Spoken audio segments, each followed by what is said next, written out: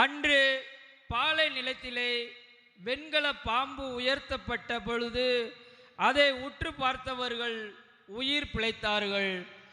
இன்று விண்ணிற்கும் மண்ணிற்கும் இடையே சிலுவையில் பாவ பரிகார செம்மறியாக உயர்த்தப்பட்டிருக்கின்ற இயேசுவை உற்று பார்க்க இந்த உலகம் அனைத்தும் கூடியிருக்கின்றது.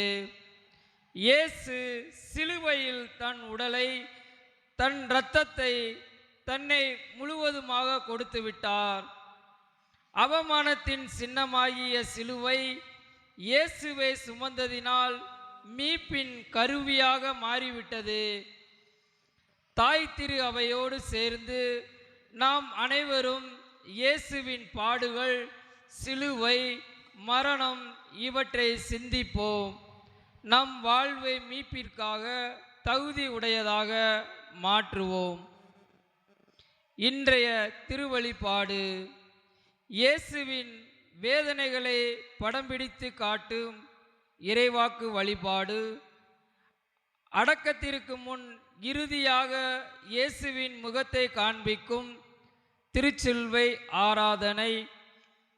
உலக வள்ளலான இயேசு இறுதியில் தம் உடலையும் நமக்கு உணவாக தந்தார் என கூறும் திருவிருந்து என்ற 3 பெரு பிரிவுகளை கொண்டுள்ளது.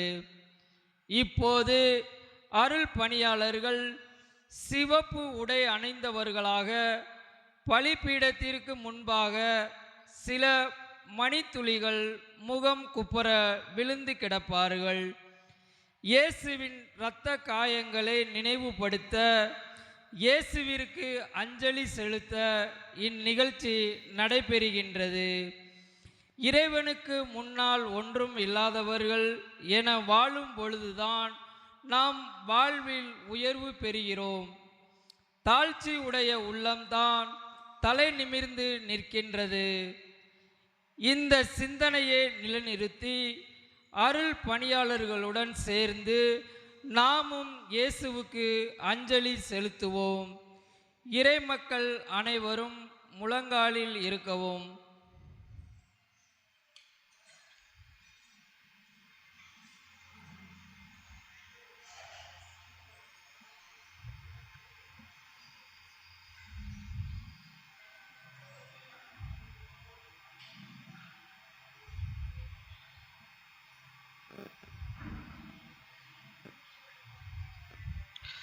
இப்பொழுது அருள் பணியாளர்கள் இயேசுவின் பாடுகளால் கிடைத்த மீட்பின் பலனை நமக்கு கொடையாக கொடுத்தருளுமாறு தந்தையாம் இறைவனிடம் ஜெபிப்பார். அனைவரும் எழுந்து நிற்போம்.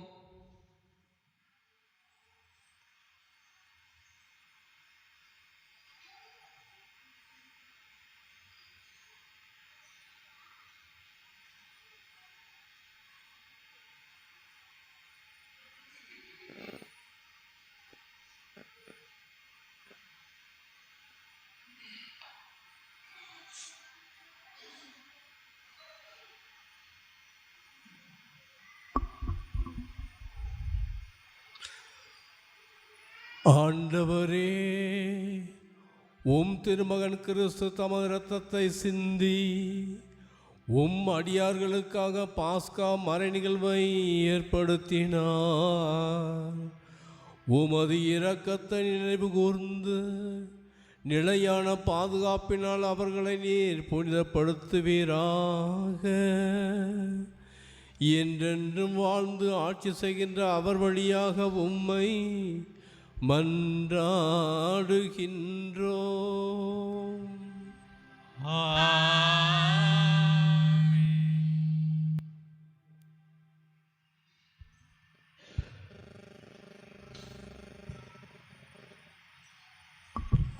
அமைதியாக அமர்வோம். முதல் வாசக முன்னுரை.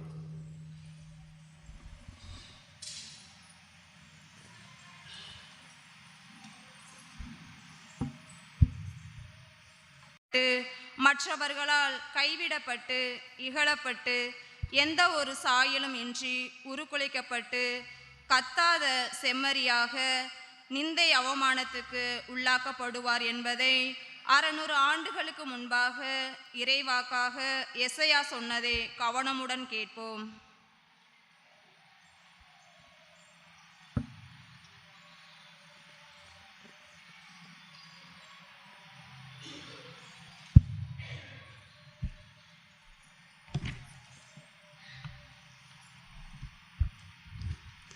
முதல் வாசகம். நம் குற்றங்களுக்காக காயமடைந்தார். இறைவாக்கினர் எசாயா நூலிலிருந்து வாசகம்.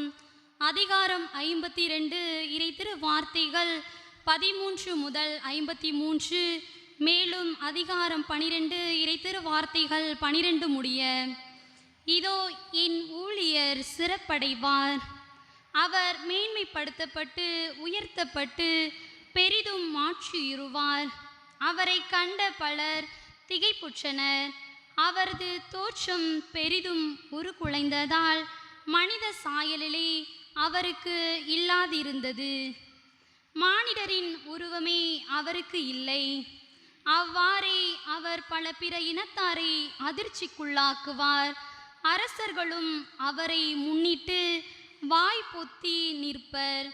ஏனெனில் தங்களுக்கு சொல்லப்படாததை அவர்கள் காண்பர், தாங்கள் கேள்விப்படாததை அவர்கள் புரிந்து கொள்வார். நாங்கள் அறிவித்ததை நம்பியவர் யார்? ஆண்டவரின் ஆற்றல் யாருக்கு வெளிப்படுத்தப்பட்டது? இளந்தளிர் போலும் வருண்ட நிலவேர் போலும் ஆண்டவர் முன்னிலையில் அவர் வளர்ந்தார். நாம் பார்ப்பதற்கேற்ற அமைப்போ அவருக்கில்லை, நாம் விரும்பத்தக்க தோற்றமும் அவருக்கில்லை. அவர் இகழப்பட்டார், மனிதரால் புறக்கணிக்கப்பட்டார், வேதனையுற்ற மனிதராயிருந்தார், நோயுற்று நலிந்தார். காண்போர் தம் முகத்தை மூடிக்கொள்ளும் நிலையில் அவர் இருந்தார். அவர் இழிவுபடுத்தப்பட்டார், அவரை நாம் மதிக்கவில்லை. மெய்யாகவே அவர் நம் பிணிகளை தாங்கிக் கொண்டார், நம் துன்பங்களை சுமந்து கொண்டார். நாமோ அவர் கடவுளால் வதைக்கப்பட்டு நொறுக்கப்பட்டவர் என்றும் சிறுமைப்படுத்தவர் என்றும் எண்ணினோம். அவரோ நம் குற்றங்களுக்காக காயமடைந்தார், நம் தீச்செயல்களுக்காக நொறுக்கப்பட்டார். நமக்கு நிறை வாழ்வை அளிக்க அவர் தண்டிக்கப்பட்டார். அவர் தம் காயங்களால் நாமை குணமடைகின்றோம். ஆடுகளைப் போல நாம் அனைவரும் வழி தவறி அலைந்தோம். நாம் எல்லாரும் நம் வழியை நடந்தோம். ஆண்டவரோ நம் அனைவரின் தீச்செயல்களையும் அவர் மேல் சுமத்தினார். அவர் ஒடுக்கப்பட்டார், சிறுமைப்படுத்தப்பட்டார். ஆயினும் அவர் தம் வாயை திறக்கவில்லை.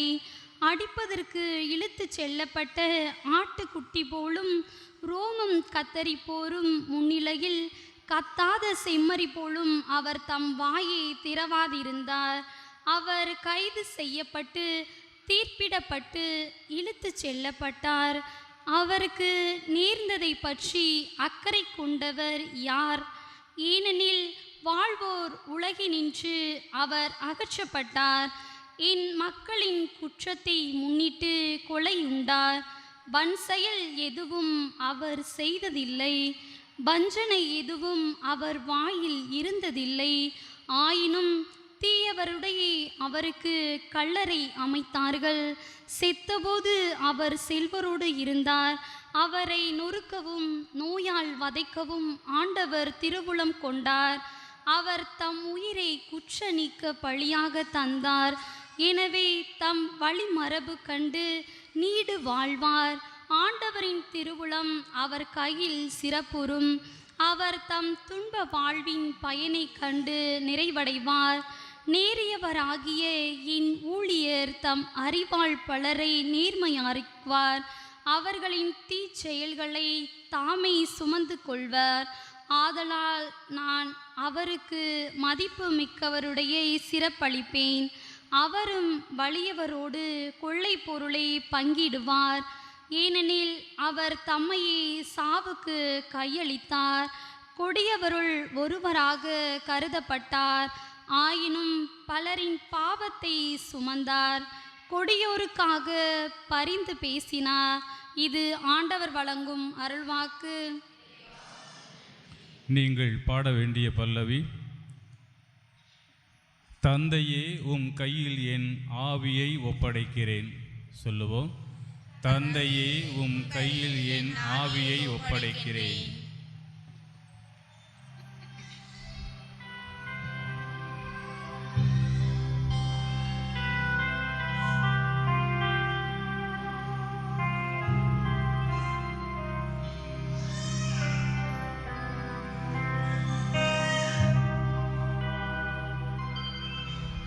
தந்தையே உம் கையில் என் ஆவியை ஒப்படைக்கின்றேன். சேர்ந்து பாடுவோம்: தந்தையே உம் கையில் என் ஆவியை ஒப்படைக்கின்றேன். மீண்டும்: தந்தையே உம் கையில் என் ஆவியை ஒப்படைக்கின்றேன். ஆண்டவரே, உம்மிடம் நான் அடைக்கலம் புகுந்துள்ளே. ஒருபோதும் வெட்கமடைய விடாதேயும். உமது நீதிக்கேற்ப என்னை விடுவித்தருளும். உமது கையில் என் உயிரை ஒப்படைக்கிறேன். வாக்கு பிறழாத இறைவனாகிய ஆண்டவரே, நீர் என்னை மீட்டருள்வீர். தந்தையே உம் கையில் என் ஆவியை ஒப்படைக்கின்றேன். மீண்டும்: தந்தையே உம் கையில் என் ஆவியை ஒப்படைக்கின்றேன். என் பகைவர் அனைவரின் இகழ்ச்சிக்கு உள்ளானே. என்னை அடுத்திருப்போரின் பேரழிவுக்கு ஆளானே. என் நண்பர்களுக்கு பேரச்சம் வருவித்தே. என்னை தெருவில் பார்ப்போர் என்னிடம் இருந்து விலகி ஓடுகின்றனர்.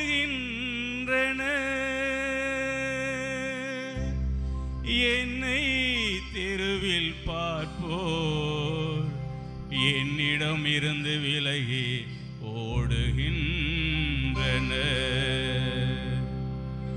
தந்தையே உம் கையில் என் ஆவியை ஒப்படைக்கின்றேன்.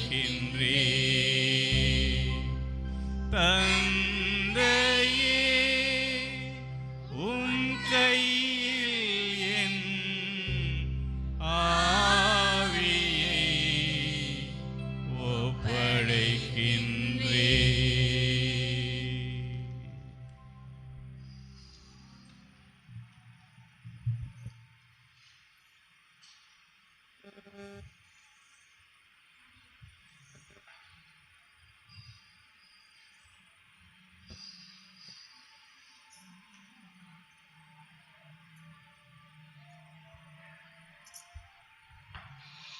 இரண்டாம் வாசக முன்னுரை. பழைய ஏற்பாட்டில் உன் தலைமை குருவின் முக்கிய பணி மக்களின் பாவங்களுக்காக இறைவனுக்கு பழி செலுத்துவது. எனவே மக்களின் பாவங்களுக்கு பரிகாரமாக காணிக்கைகளையோ அல்லது விலங்குகளையோ அவர்கள் கடவுளுக்கு செலுத்தி வந்தார்கள். ஆனால் இயேசு மக்களின் பாவங்களுக்கு பரிகாரமாக விலங்குகளை பலியாக கொடுக்காமல் இறைப்பற்று கலந்த அச்ச உணர்வால் சிலுவை சாவுக்கு கீழ்ப்படிந்து கண்ணீர் சிந்தி தன்னையே கல்வாரியில் பலியாக ஒப்பு கொடுத்தார். இதன் மூலம் தமக்கு கீழ்ப்படிவோர் அனைவருக்கும் பலி ஒப்பு கொடுக்கும் ஒப்பற்ற தலைமை குருவாக மாறிவிட்டார் என்பதை கூறும் இவ்வாசகத்திற்கு செவிமடுப்போம்.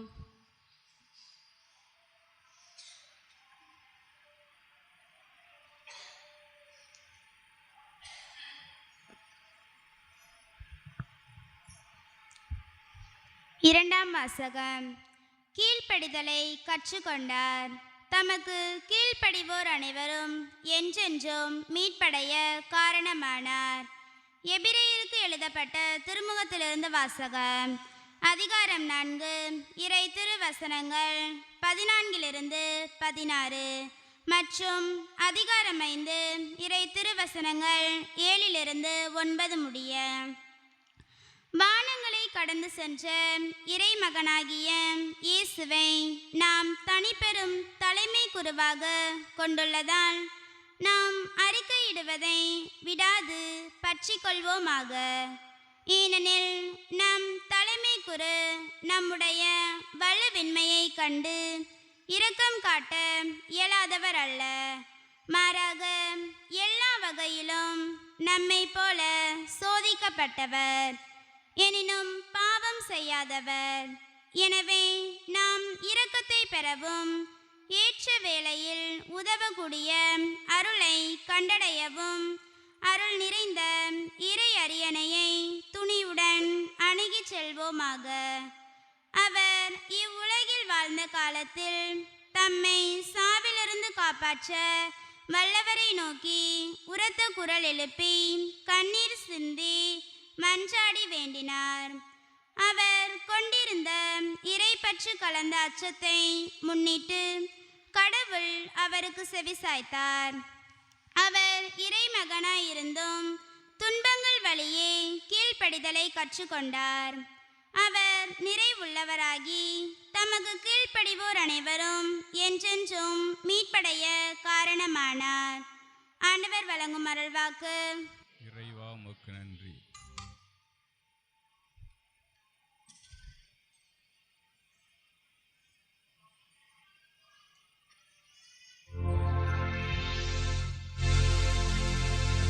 சாவை ஏற்கும் அளவுக்கு, அதுவும் சிலுவை சாவையே ஏற்கும் அளவுக்கு கீழ்ப்படிந்து தம்மையே தாழ்த்தி கொண்டார்.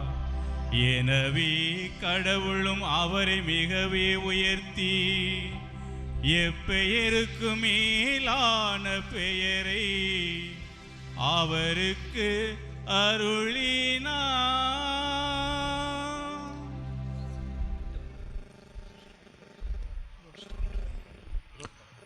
யோவான் எழுதியபடி நம் ஆண்டவராகிய இயேசு கிறிஸ்துவின் திருப்பாடுகள். இயேசு தம் சீடரோடு கெதரோன் என்னும் நீரோடையை கடந்து சென்றார்.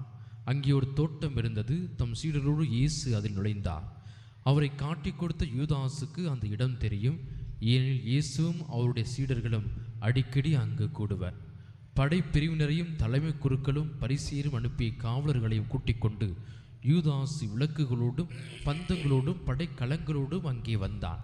தமக்கு நிகழப்போகிற அனைத்தையும் இயேசு அறிந்து அவர்கள் முன் சென்று, யாரை தேடுகிறீர்கள் என்று கேட்டார். அவர்கள் மறுமொழியாக, நாசரேத்து இயேசுவை தேடுகிறோம் என்றார்கள். இயேசு, நான் தான் என்றார். அவரை காட்டிக் கொடுத்த யூதாசும் அவர்களோடு நின்று கொண்டிருந்தான். நான் தான் என்று இயேசு அவரிடம் சொன்னதும் அவர்கள் பின்வாங்கி தரையில் விழுந்தார்கள்.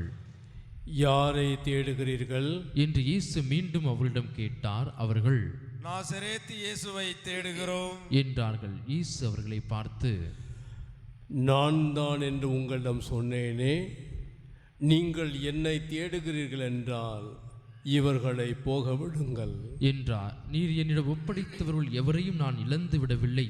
என்று அவரே கூறியிருந்தது இவ்வாறு நிறைவேறியது. சீமோன் பேதுருவிடம் ஒரு வாள் இருந்தது. அவர் அதை உருவி தலைமை குருவின் பணியாளரை தாக்கி அவரது வலக்காதை வெட்டினார். அப்பணியாளர் பெயர் மால்கு. இயேசு பேதுருவிடம், வாளை உரையில் போடு. தந்தை எனக்கு அளித்த துன்பக் கிண்ணத்திலிருந்து நான் குடிக்காமல் இருப்பேனோ என்றார். படைப்பிரிவினரும் ஆயிரத்தோட தலைவரும் யூதர்களின் காவலர்களும் இயேசுவை பிடித்து கட்டி முதலில் அவரை அண்ணாவிடம் கொண்டு சென்றார்கள். ஏனெனில் அந்த ஆண்டில் தலைமை குருவாய் இருந்த கயபாவுக்கு அவர் மாமனார். இந்த கயபாதான் ஒரு மனிதன் மட்டும் மக்களுக்காக இறப்பது நல்லது என்று யூதர்களுக்கு ஆலோசனை கூறியவர்.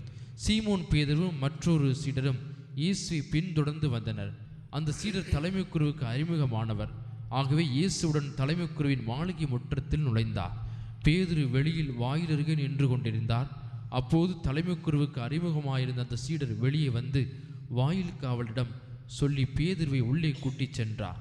வாயில் காவல் செய்த அப்பணிப்பெண் பேதுருவிடம், நீயும் இம்மனிதனுடைய சீடர்களுள் ஒருவன்தானே என்று கேட்டார். பேதுரு இல்லை என்றார். அப்போது குளிராயிருந்ததால் பணியாளர்களும் காவலர்களும் கரியினால் தீ மூட்டி அங்கே நின்று குளிர் காய்ந்து கொண்டிருந்தார்கள்.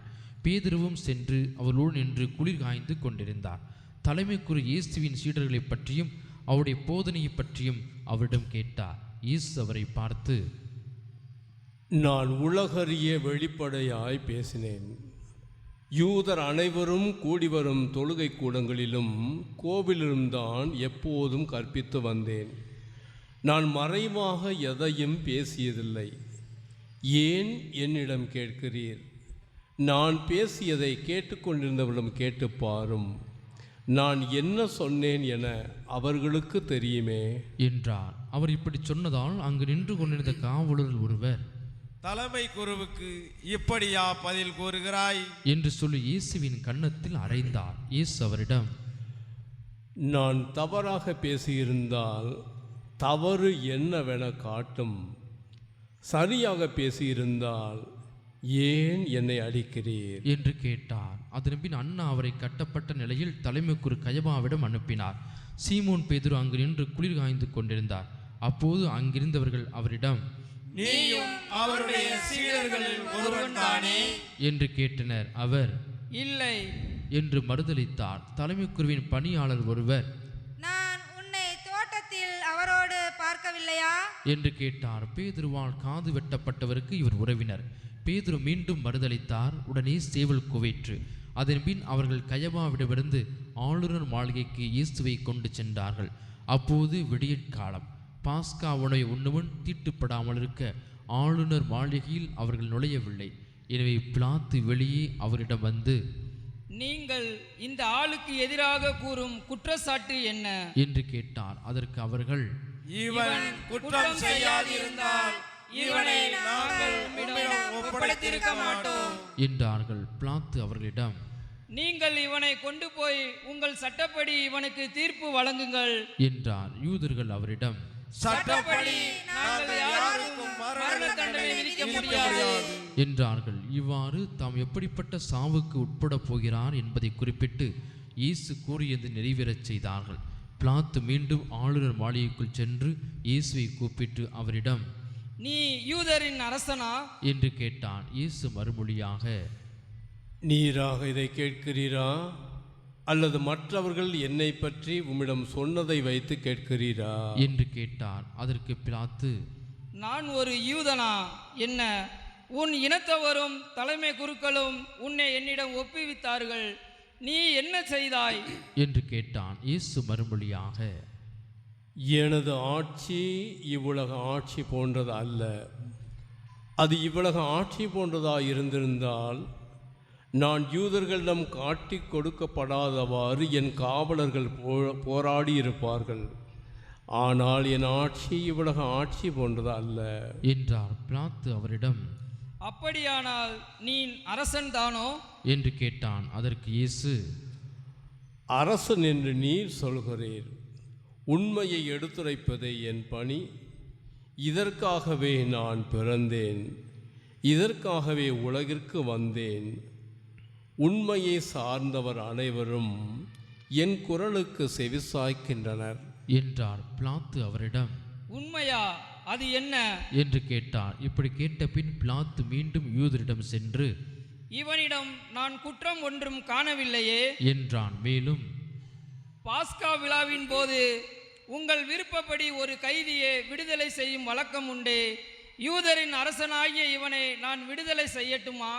உங்கள் விருப்பம் என்ன என்று கேட்டான். அதற்கு அவர்கள், இவன் வேண்டாம், பரபாவை விடுதலை செய்யும் என்று மீண்டும் கத்தினார்கள். அந்த பரபா ஒரு கள்வன். பின்னர் பிலாத்து இயேசுவை சாட்டையால் அடிக்கச் செய்தான். வீரர்கள் ஒரு முள்முடி பின்னி அவர் தலைமேல் வைத்து செந்நிற மேலுடை அவருக்கு அணிவித்தார்கள். அவரிடம் வந்து, யூதரின் அரசே வாழ்க என்று சொல்லி அவருடைய கன்னத்தில் அறைந்தார்கள். பிலாத்து மீண்டும் வெளியே வந்து அவர்களிடம், அவனை நான் உங்கள் முன் வெளியே கூட்டி வருகிறேன், பாருங்கள், அவனிடம் நான் குற்றம் ஒன்று காணவில்லை என்பதை அறிந்து கொள்ளுங்கள் என்றான். இயேசு முள்முடியும் செந்நிற மேலுடையும் அணிந்தவராய் வெளியே வந்தார். பிலாத்து அவர்களிடம், இதோ மனிதன் என்றான். அவரை கண்டதும் தலைமை குருக்களும் காவலர்களும், சிலுவையில் அறையும், சிலுவையில் அறையும் என்று கத்தினார்கள். பிலாத்து அவர்களிடம், நீங்களே இவனை கொண்டு போய் சிலுவையில் அறையுங்கள், இவனிடம் குற்றம் இருப்பதாக எனக்கு தெரியவில்லை என்றான். யூதர்கள் அவரை பார்த்து, எங்களுக்கு ஒரு சட்டம் உண்டு, அச்சட்டத்தின்படி இவன் சாக வேண்டும், ஏனெனில் இவன் தன்னையே இறைமகன் என உரிமை கொண்டாடுகிறான் என்றனர். பிலாத்து இதை கேட்டதும் இன்னும் மிகுதியாக அஞ்சினான். அவன் மீண்டும் ஆளுநர் மாளிகைக்கு சென்று இயேசுவிடம், நீ எங்கிருந்து வந்தவன் என்று கேட்டான். ஆனால் இயேசு அவனுக்கு பதில் கூறவில்லை. அப்போது பிலாத்து, என்னோடு பேச மாட்டாயா? உன்னை விடுதலை செய்யவும் எனக்கு அதிகாரம் உண்டு, உன்னை சிலுவையில் அறையவும் எனக்கு அதிகாரம் உண்டு என்பது உனக்கு தெரியாதா என்றான். இயேசு மறுமொழியாக, மேலிருந்து அருளப்படாவிடில் உமக்கு என் மேல் எந்த அதிகாரம் இராது. ஆகவே என்னை உம்மிடம் ஒப்புவித்தவன்தான் பெரும் பாவம் செய்தான் என்றான். அது முதல் பிலாத்து அவர் விடுவிக்க வழி தேடினான். ஆனால் யூதர்கள், நீ இவனை விடுவித்தால் சீசருடைய நண்பராய் இருக்க முடியாது, தம்மையே அரசராக்கிக் கொள்ளும் எவரும் சீசருக்கு எதிரி என்றார்கள். இவ்வார்த்தைகளை கேட்டதும் பிலாத்து இயேசுவை வெளியே கூட்டி வந்தான். கல்தலம் என்னும் இடத்தில் இருந்த நடுவர் இருக்கையின் மீது அமர்ந்தான். அந்த இடத்திற்கு எபிரேய மொழியில் கபதா என்பது பெயர். அன்று பாஸ்கா விழாவுக்கு ஏற்பாடு செய்யும் நாள். ஏறக்குறைய நண்பகல் வேளை. பிலாத்து யூதர்களிடம், இதோ உங்கள் அரசன் என்றான். அவர்கள், ஒழிக ஒழிக, அவனை சிலுவையில் அறையும் என்று கத்தினார்கள். பிலாத்து அவர்களிடம், உங்கள் அரசனை நான் சிலுவையில் அறைய வேண்டும் என்கிறீர்களா என்று கேட்டான். அதற்கு தலைமை குருக்கள், எங்களுக்கு சீசரை தவிர வேறு அரசர் இல்லை என்றார்கள். அப்போது பிலாத்து அவரை சிலுவையில் அறையுமாறு அவரிடம் ஒப்புவித்தார். அவர்கள் இயேசுவை தம் பொறுப்பில் ஏற்றுக்கொண்டார்கள். இயேசு சிலுவையை தாமே சுமந்து கொண்டு மண்டை ஓட்டியிடம் என்னும் இடத்திற்கு சென்றார். அதற்கு எபிரேய மொழியில் கொல்கதா என்பது பெயர். அங்கே அவர்கள் இயேசுவையும் அவரோடு வேறு இருவரையும் சிலுவையில் அறைந்தார்கள். அவ்விருவரையும் இரு பக்கங்களிலும் இயேசுவை நடுவிலுமாக அறைந்தார்கள். பிலாத்து குற்ற அறிக்கை ஒன்று எழுதி அதை சிலுவை மீது வைத்தான். அதில் நாசரேத்து இயேசு யூதர்களின் அரசன் என்று எழுதியிருந்தது. இயேசு சிலுவையில் அறையப்பட்ட இடம் நகரத்துக்கு அருகில் இருந்ததால் யூதர்கள் பலர் இந்த குற்ற அறிக்கை வாசித்தனர். அது எபிரேயம், லத்தீன், கிரேக்கம் ஆகிய மொழிகளில் எழுதப்பட்டிருந்தது. யூதரின் தலைமை குருக்கள் பிலாத்திடம், யூதரின் அரசர் என்று எழுத வேண்டாம், மாறாக யூதரின் அரசன் நான் என்று அவனே சொல்லிக் கொண்டதாக எழுதும் என்று கேட்டுக்கொண்டார்கள். பிலாத்து அவர்களை பார்த்து, நான் எழுதியதே என்றான். இயேசுவை சிலுவையில் அறைந்த பின் படைவீரர் அவருடைய மேலுடைகளை 4 பாகமாக பிரித்து ஆளுக்கு ஒரு பாகம் எடுத்துக்கொண்டார்கள். அங்கியும் அவர்களே எடுத்துக்கொண்டனர். அந்த அங்கி மேலிருந்து கீழ் வரை தையிலே இல்லாமல் நெய்யப்பட்டிருந்தது. எனவே அவர்கள் ஒருவரை நோக்கி, அதை கிழிக்க வேண்டாம், அது யாருக்கு கிடைக்கும் என்று பார்க்க சீட்டு குலுக்கி போடுவோம் என்றார்கள். என் ஆடைகளை தங்களுக்குள் பகிர்ந்து என் உடை மீது சீட்டு போட்டார்கள் என்னும் மறைநூல் வாக்கு இவ்வாறு நிறைவேறியது. சிலுவை அருகில் இயேசுவின் தாயும் தாயின் சகோதரியும் குலோப்பாவின் மனைவியான மரியாவும் மகதலா மரியாவும் நின்று கொண்டிருந்தனர். இயேசு தம் தாயையும் அறையில் நின்ற தம் அன்பு சீடரையும் கண்டு தம் தாயிடம், அம்மா, இவரே உம் மகன் என்றார். பின்னர் தம் சீடரிடம், இவரே உம் தாய் என்றார். அந்நேரம் முதல் அச்சீடர் அவரை தம் வீட்டில் ஏற்று ஆதரவு அளித்து வந்தார். இதை மீன் அனைத்தும் நிறைவேற்றிவிட்டன என்பதை அறிந்த இயேசு, தாகமாயிருக்கிறது என்றார். மறைநூலில் எழுதியுள்ளது நிறைவேறவே இவ்வாறு சொன்னார். அங்கே ஒரு பாத்திரம் நிறைய புளித்த திராட்சை ரசம் இருந்தது. அதில் கடற்பண்ணை நன்கு தோய்த்து ஈசோப்பு தண்டில் பொருத்தி அதை அவர்கள் அவரது வாயில் வைத்தார்கள். அந்த ரசத்தை குடித்ததும் இயேசு, எல்லாம் நிறைவேறிற்று என்று கூறி தலை சாய்த்து ஆவியை ஒப்படைத்தார். முழந்தாள் படியிட்டு அஞ்சலி செலுத்துவோம்.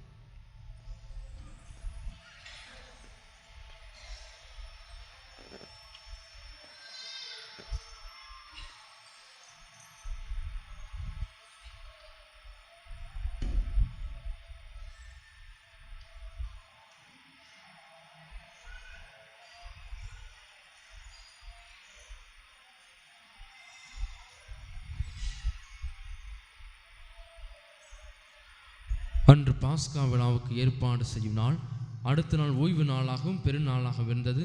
எனவே அன்று சிலுவையில் உடல்கள் தொங்கலாகா என்பதற்காக கால்களை முறித்து சடலங்களை எடுத்துவிடுமாறு யூதர்கள் பிலாத்துவிடம் கேட்டுக்கொண்டார்கள். ஆகவே படைவீர வந்து இயேசுவோடு சிலுவையில் அறையப்பட்டிருந்த ஒருவனுடைய கால்களை முதலில் முறித்தார்கள்.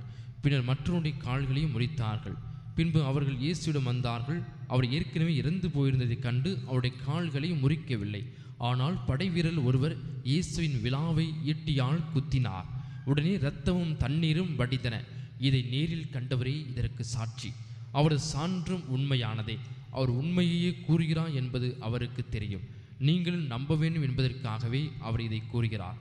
எந்த எலும்பும் முறிபடாது என்னும் மறைநூல் வாக்கு இவ்வாறு நிறைவேறியது. மேலும் தாங்கள் ஊடுருவ குத்தியவரை உற்று நோக்குவார்கள் என்றும் மறைநூல் கூறுகிறது. அரிமத்தியா ஊரைச் சேர்ந்த யோசேப்பு என்பவர் இயேசுவின் சீடர்கள் ஒருவர். யூதருக்கு அஞ்சியதால் தம்மை சீடர் என்று வெளிப்படையாக காட்டிக்கொள்ளாதவர். அவர் இயேசுவின் உடலை எடுத்துக்கொண்டு போக பிலாத்திடம் அனுமதி கேட்டார்.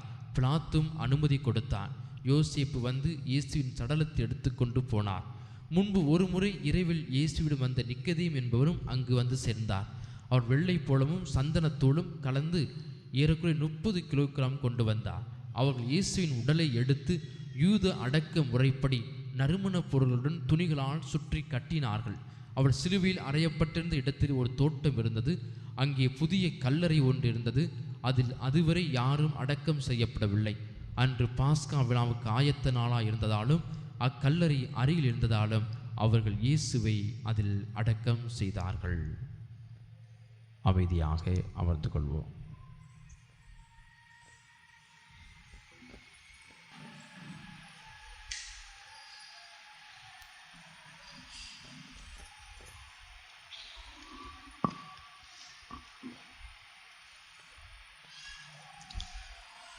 கிறிஸ்துவில் பிரியமுள்ள சகோதர சகோதரிகளே,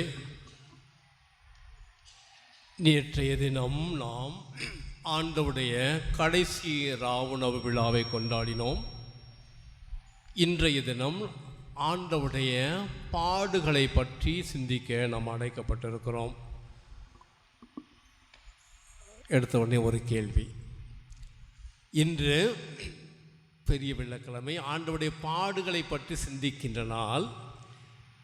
இந்த நாள் மகிழ்ச்சியான நாளா அல்லது துக்கமான நாளா? என்ன நாள்? மகிழ்ச்சியான நாள். ஏனென்றால் இன்றைய முதல் வாசகத்திலே மிக அழகாக வாசிக்க கேட்டோம். நம்முடைய குற்றங்கள் அனைத்தையும் அவர் சுமந்து கொண்டார். நமக்காக அடிக்கப்பட்டார், துன்புறுத்தப்பட்டார். அவருடைய காயங்களினால் நாம் குணமடைந்தோம். ஒரு மருத்துவமனைக்கு போகிறோம், ஒரு பெரிய நோயோடு போகிறோம். போகும்போது சந்தோஷமாக போவோமா, கஷ்டத்தோடு போவோமா? ஒரு மருத்துவமனைக்கு நோயோடு போகின்ற பொழுது சந்தோஷமாக போவோமா, கஷ்டத்தோடு போவோமா? எல்லாம் முடிஞ்ச பிறகு டாக்டர் சொல்கிறாரு, எல்லாம் ட்ரீட்மெண்ட் முடிஞ்சு எல்லாம் நல்லா சரியாயிட்டீங்க, இப்போ நீங்கள் வீட்டுக்கு போகலாம் அப்படின்னு சொல்லுகின்ற போது சந்தோஷமாக வெளியே வருவோமா? ஐயோ ஆஸ்பத்திரியை விட்டு வெளியே போகிறோமேனு கஷ்டத்தோடு போவோமா? அதான், நம்முடைய குற்றங்களை அவர் சுமந்து கொண்டார், நம்முடைய பாவங்களை அவர் ஏற்றுக்கொண்டார், நமக்காக காயப்பட்டார், நொறுக்கப்பட்டார், அவருடைய காயங்களினால் நாம் குணமடைந்தோம். இப்போ சொல்லுங்க, சந்தோஷமான நாளா துக்கமான நாளா? சந்தோஷமான நாளா துக்கமான? நாம் குணமடைந்தோம், சந்தோஷமான நாள் தான். நமக்காக கடவுள் மனுவுரு எடுத்து நம்முடைய பாவங்களுக்காக இறந்தார், அதனால் நாம் குணமடைந்தோம், வாழ்வை பெற்றுக்கொண்டோம், மீட்பை பெற்றுக்கொண்டோம் என்றால் அது மகிழ்ச்சியான நாள். ஒரே ஒன்றை குறித்துத்தான் நாம் கொஞ்சம் வருத்தப்பட வேண்டும். என்னவென்றால், அவருடைய அன்புக்கு நாம் பதிலன்பு செலுத்தாமல் குற்றம் குறைகளும் பாவங்களும் செய்து அதில் வாழ்கின்றோமே, அது குறித்து மட்டுமே நாம் சற்று வருத்தப்பட வேண்டும். மற்றபடி மகிழ்ச்சியான நாள், நமக்காக ஆண்டவர் உயிர் கொடுத்த நாள். ஆக இந்த நாளிலே நாம் எதை பற்றி சிந்திக்கலாம்? ஒரு சிறிய கதையோடு ஆரம்பிக்கிறேன். ஒரு முறை ஒரு குதிரை, ஒரு கம்பீரமான குதிரை எப்படி இருக்குன்னு தெரியுன்னா, சில சமயங்களில் நம்ம அந்த சோதா குதிரையெல்லாம் பார்த்துருப்போம். இது ஒரு கம்பீரமான குதிரை, மிக திடகாத்திரமான உடல் வலிமையுள்ள குதிரை. அது நம்ம சில சமயத்தில் படங்களில் பார்த்துருப்போம், நல்லா கொழு கொழுன்னு இருக்கும். இந்த குதிரை ஒரு நாள் அப்படி போய்கிட்டே இருக்கும்போது ஒரு ஒட்டகத்தை பார்த்துச்சு.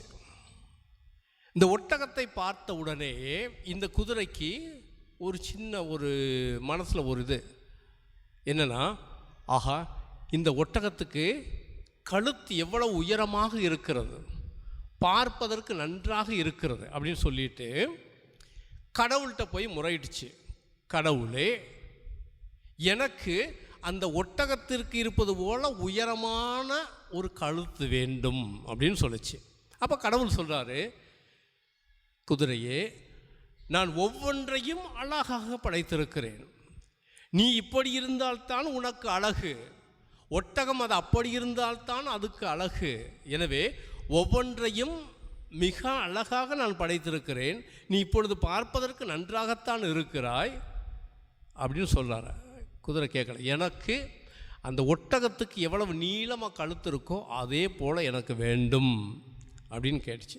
சரி, நீ கேட்குற, கொடுத்துட்றேன் அப்படின்னு சொல்லிட்டு கழுத்தை மட்டும் கொஞ்சம் நீளமாக வச்சு குதிரையை திருப்பி அனுப்பி விட்டுட்டார். குதிரை வந்து அப்படி பார்க்குது, கொஞ்ச நாள் அப்படி அங்கிட்டு இங்கிட்டு போகுது. அப்புறம் திரும்ப அந்த ஒட்டகத்தை பார்க்குது. பார்த்த உடனே அந்த ஒட்டகத்துடைய 4 கால், ஒட்டகத்துக்கு கால் உயரமாக இருக்கு இல்லையா, அந்த காலை பார்த்துட்டு, ஆஹா, நமக்கும் இப்படி உயரமான கால் இருந்தால் நல்லா இருக்குமே அப்படின்னு சொல்லிட்டு திரும்ப கடவுள்கிட்ட போகுது. கடவுளே, நான் இப்போதைக்கு ஏறக்குறைய நல்லா தான் இருக்கிறேன், நல்லா அழகாக இருக்கிறேன், ஆனால் அந்த ஒட்டகத்திற்கு இருக்க கால் நல்லா உயரமாக நல்லா இருக்குது. ஆக நீங்கள் எனக்கு கழுத்து நீளமாக இருக்குது, உடம்பு நல்ல பருமனாக இருக்குது, காலு குட்டையாக தெரிகிற மாதிரி இருக்குது, அதனால் அந்த ஒட்டகத்திற்கு இருக்கிற மாதிரியே 4 காலை எனக்கு பெருசாக கொடுங்களேன் அப்படின்னு. அப்போ கடவுள் சொல்கிறாரு, வேண்டாம்ப்பா, அந்த 4 காலை உனக்கு உயரமாக கொடுத்தனா நீ கொஞ்சம் அசிங்கமாக தான் இருப்ப, அது நல்லா இருக்காது, இப்போயே நீ கொஞ்சம் ஒரு மாதிரி தான் இருக்கிற, நீ கேட்டங்கிறதுக்காக நான் கொடுத்தேன் அப்படின்னு. இல்லை, எனக்கு அதே மாதிரி கால், ஒட்டகத்துக்கு எப்படி இருக்குது 4 கால் இருக்கோ அதே மாதிரி எனக்கு கால் வேணும் அப்படின்னு கேட்டவுடனே, சரி நீ கேட்குற, நான் என்ன பண்ணுறது அப்படின்னு சொல்லி 4 காலை கொடுத்துட்டாரு. இப்போ தலை குதிரைக்குள்ள தலை, கழுத்து ஒட்டகத்துக்குள்ள கழுத்து, உடம்பு குதிரைக்குள்ள உடம்பு, கால் ஒட்டகத்துக்குள்ள கால். இப்படி போகும்போது மற்ற விலங்குகள்லாம் பார்க்குது. பார்க்கும்போது ஒரு சின்ன கழுதைக்குட்டி அங்கே நின்றுச்சு. அந்த கழுதைக்குட்டிக்கு இது வித்தியாசமாக தெரியுது, ஏன்னா இது வரைக்கும் பார்த்ததில்லை இல்லையா, புதுசாக பார்க்குது. அப்போ அவங்க அம்மா கழுதைகிட்ட கேட்குது, அம்மா இதெல்லாம் எனக்கு புரியுது, இது குரங்கு, இது மான், இது எருமை, இதெல்லாம் புரியுது, இது என்னன்னு தெரியலையே எனக்குன்னு. அப்போ அந்த தாய் கழுதையும் பார்க்குது, ஆகா இது புதுசாக இருக்குது, குதிரையில் பாதி ஒட்டகத்தில் பாதி இருக்குது, ஒருவேளை இது குட்டகமாக இருக்குமோ அப்படின்னு சொல்லி, ஏன்னா குதிரை பாதி ஒட்டகம் பாதி, அப்போ இது குட்டகம் அப்படின்னு சொல்லிச்சான். இன்னைக்கும் அந்த விலங்கு உயிரோடு இருக்கு. அந்த விலங்கை பார்க்க நினைக்கிறவர்கள் கையை தூக்குங்க பார்ப்போம். இன்னைக்கும் அந்த விலங்கு உயிரோடு இருக்கு. அதை பார்க்க நினைக்கிறவங்கெல்லாம் பார்க்கணுன்னு ஆசை இருக்கா? இருக்கா இல்லையா? இருக்கா இல்லையா? அதை மட்டும் எனக்கு சொல்லுங்க. இருக்கா? இருக்குன்னு நினைக்கிறவங்க வீட்டுக்கு போய் கண்ணாடியில் உங்கள் முகத்தை பாருங்க. ஏனென்றால் அது வேறு யாரும் அல்ல, நம்ம தான். கிறிஸ்துவில் பிரியமானவர்களே, கடவுள் நம்மை படைக்கின்ற பொழுது மிக அழகாக படைத்தார். அதனால தான் தொடக்க நூலிலே பார்க்கிறோம், கடவுள் மனிதனை படைக்கின்ற பொழுது தன்னுடைய உருவிலும் தன்னுடைய சாயலிலும் படைக்கிறார். ஆக படைப்பிலெல்லாம் சிறந்த படைப்பு என்றால் மனித படைப்பு என்றால், மனிதனை மட்டும்தான் தன்னுடைய உருவிலும் சாயலிலும் படைத்திருக்கிறார். வானதூதர்களை படைத்தார், அவர்களையும் எதற்கு படைத்தார்? நம்மை பார்த்து கொள்ள, நமக்கு பணிவிடை செய்ய, நம்மை வழி நடத்திய கடவுளும் கொண்டு போய் ஆக அவர்களும் நமக்கு பணிவிடை செய்யக்கூடியவர்கள் தான். ஆக படைப்பிலெல்லாம் சிறந்த படைப்பாக நம்மை படைத்தார். நாம் என்ன செஞ்சோம்? மனிதர்களைப் போல இருக்க வேண்டும் என்று கடவுள் நம்மை விரும்பினார். ஆதாமும் ஏவாளும் யாரை போல இருக்க ஆசைப்பட்டார்கள்? கடவுளை போல. இதுதான் அங்கே பாம்பு சோதிக்கின்றது, சாத்தான் சோதிக்கிறான். நீங்கள் இந்த மரத்தின் கனியை உண்டால் நீங்கள் சாக மாட்டீர்கள், நீங்கள் கடவுளைப் போல நன்மை தீமை அறியக்கூடியவர்களாக கடவுளைப் போல மாறுவீர்கள். எப்படி இந்த குதிரை ஒட்டகம் போல ஆகணும்னு நினச்சிச்சோ, அதே போல இந்த ஆதாமும் ஏவாளும் கடவுளின் சாயலில் இருந்தவர்கள். அது போதாதென்று, அந்த அழகு போதாதென்று நினைத்து தாங்கள் கடவுளைப் போல மாற வேண்டும் நினைத்தார்கள். அதனுடைய விளைவு என்ன என்பது நமக்கு தெரியும். ஆக அங்கே அவர்கள் பாவத்திலே விழுகின்றார்கள், கடவுளுடைய சாயலை கரைப்படுத்துகின்றார்கள். கடவுளுடைய சாயலின் உருவிலும் இருந்தவர்கள் இப்போது பாவிகளாக மாறுகின்றார்கள். அதனால்தான் அந்த கனியை உண்டதும் அவர்கள் கண்கள் திறக்கப்பட்டன, அவர்கள் ஆடையின்றி இருப்பதை உணர்ந்து கொண்டார்கள். அந்த ஆடையின்றி இருப்பது என்னவென்றால், அந்த கடவுள் படைத்த அந்த கடவுள் உருவிலும் சாயலிலும் இருந்த அவர்கள் தங்களுக்கு ஏற்பட்ட கரையை, தங்களிடம் ஏற்பட்டு கொண்ட குறையை அங்கே பார்க்கிறார்கள். கிறிஸ்துவில் பிரியமானவர்களே, ஆக அங்கே என்ன நடக்கிறது என்றால், ஒரு மரத்திலிருந்து சாவு வருகின்றது.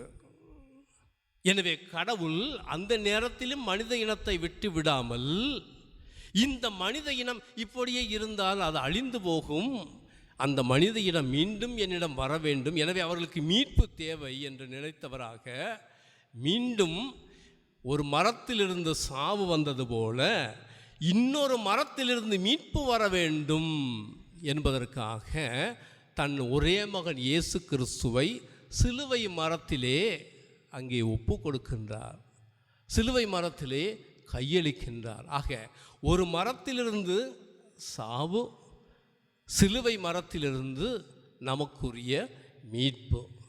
எனவேதான் இந்த பெரிய வெள்ளிக்கிழமையிலே நாம் சிலுவையை கொண்டாடுகிறோம். ஆக வெறுமனே இந்த சிலுவையை பார்த்து சிலுவையை கொண்டாடினால் போதுமா?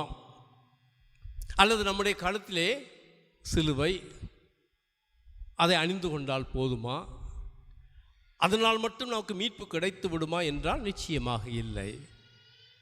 அந்த சிலுவை சொல்லிக் கொடுக்கக்கூடிய பாடங்கள் என்ன? அந்த சிலுவையை நமக்கு என்ன பாடங்களை கற்றுக் கொடுக்கிறது, என்ன வழிமுறைகளை கற்றுக் கொடுக்கிறது, என்ன மதிப்பீடுகளை கற்றுக் கொடுக்கிறது என்பதை உணர்ந்தவர்களாக அந்த சிலுவையின் மதிப்பீடுகளின்படி வாழ்கிறவர்கள் மட்டுமே மீண்டும் விண்ணகத்திற்குள்ளே நுழைய முடியும், கடவுளுடைய மீட்பை நிறைவாக பெற்றுக்கொள்ள முடியும். கிறிஸ்துவில் பிரியமானவர்களே, எனவே இந்த சிலுவை சொல்லக்கூடிய பாடங்கள் என்று பார்த்தால் நிறைய இருக்கிறது. இன்றைய நாளிலே அந்த ஆண்டவர் இயேசு கிறிஸ்து சிலுவையில் சொல்லிய அந்த வசனங்களின் அடிப்படையில் மற்றும் நாம் இன்று சிந்திப்போம். இன்னும் நிறைய இருக்குது இன்றைய நாளுக்கு, ஏனென்றால் அதை நம்ம அப்படி போய்கிட்டே இருக்க முடியாது. இயேசு கிறிஸ்து அந்த சிலுவையில் சொல்லிய அந்த வசனங்களின் அடிப்படையில் நம்முடைய வாழ்க்கையை நாம் சிந்தித்து பார்ப்போம். முதலாவதாக ஆண்டவர் இயேசு கிறிஸ்து சிலுவையில் என்ன சொல்லுகிறார்? தந்தையே, இவர்கள் மீதி நீங்கள் சொல்லுங்க, இவர்கள் செய்வது இன்னதென்று அறியாமல் செய்கிறார்கள், அவர்களை மன்னியும், அவர்களை மன்னியும். ஆக தன்னுடைய வாழ்நாட்களில் சென்ற இடங்களிலெல்லாம் பாவிகளை மன்னித்த அவர் சிலுவையிலே தன்னை காட்டி கொடுத்தவர்களை, தன்னை மறுதளித்தவர்களை, தனக்கு எதிராக உண்மையில்லாத குற்றச்சாட்டுகளை எல்லாம் சுமத்திய துரோகிகளையும் அங்கே மன்னிக்கின்றார். தந்தையை, இவர்கள் இன்னதென்று அறியாமல் செய்கிறார்கள், இவர்களை மன்னியும். ஆக கடவுள் தன் மகன் வழியாக நமக்கு சொல்லுகின்ற அந்த முதல் சிலுவை பாடம் என்னவென்றால் மன்னியுங்கள். ஆண்டவர் இயேசு கிறிஸ்து இதை தெளிவாக சொல்கிறார், நீங்கள் மன்னியுங்கள், மன்னிப்பு பெறுவீர்கள். நீங்கள் மன்னியாவிடில் உங்கள் வானகத் தந்தையும் உங்களை மன்னிக்க மாட்டார். இதுதான் நம்ம ஆண்டவர் இயேசு கிறிஸ்து அங்கே நமக்கு கற்றுக் கொடுக்கின்ற பாடம். கிறிஸ்துவில் பிரியமானவர்களே, மன்னிப்பது என்பது சாதாரண காரியம் அல்ல. ஆனால் மன்னித்து வாழ வேண்டும் என்பது கடவுள் தன் மகன் இயேசு கிறிஸ்து வழியாக நமக்கு கொடுக்கின்ற கட்டளை. எனவே இந்த நாளிலே, இந்த பெரிய வெள்ளிக்கிழமையிலே இந்த நிகழ்ச்சிக்காக வந்திருக்கிற நாம் எல்லாருக்குமே நிச்சயமாக, எல்லா மனிதர்கள் நமக்கு தெரியும், எல்லாருக்குமே நாம் மன்னிக்காதவர்கள் யாராவது இருப்பார்கள். நிச்சயமாக நம்மை காயப்படுத்தியவர்கள், நம்மளை ஏமாற்றியவர்கள், நம்முடைய பெயரை கெடுத்தவர்கள் என்று நிச்சயமாக இருப்பார்கள். அவர்களை இந்த நேரத்திலே நாம் மன்னிக்க வேண்டும். அங்குதான் மகிழ்ச்சியும் வாழ்வும் கிடைக்கும். கிறிஸ்துவில் பிரியமானவர்களே, எனவே வெறுமனே நாம் பெரிய வெள்ளிக்கிழமை சடங்குகளில் கலந்து கொண்டு விட்டு வீட்டுக்கு சென்றால் மட்டும் போதாது. யாரையெல்லாம் நாம் மன்னிக்க வேண்டியிருக்கிறதோ அவர்களையெல்லாம் மன்னிக்க வேண்டும். எனவே முதல் பாடம் பிறரை மன்னிப்பது. முயற்சி எடுங்க, செய்யலாம். நாளைக்கு ஒரு நாள் இருக்குது. ஈஸ்டர் கொண்டாடுறதுக்கு முன்னால் நாளைக்கு ஒரு நாள் இருக்குது. ஒருவேளை எல்லாரிடமும் சென்று மன்னிப்பு கேட்க முடியவில்லை என்றாலும், அல்லது எல்லோரிடமும் சென்று மன்னியுங்கள் என்று சொல்ல, நான் உங்களை மன்னித்து விட்டேன் என்று சொல்ல முடியாவிட்டாலும், உங்களுடைய கண்ணுக்கு எட்டிய தூரத்தில் இருக்கக்கூடியவர்கள், உங்களுடைய குடும்ப உறவினர்களாக இருக்கலாம், சொந்தக்காரர்களாக இருக்கலாம், பக்கத்து ஊரில் இருந்தால் இப்போ தான் மொபைல் ஃபோன் இருக்கே, ஃபோன் போட்டு ஆண்டவர் பெயரால் நான் உங்களை மன்னிக்கின்றேன் என்று சொல்லுங்கள்.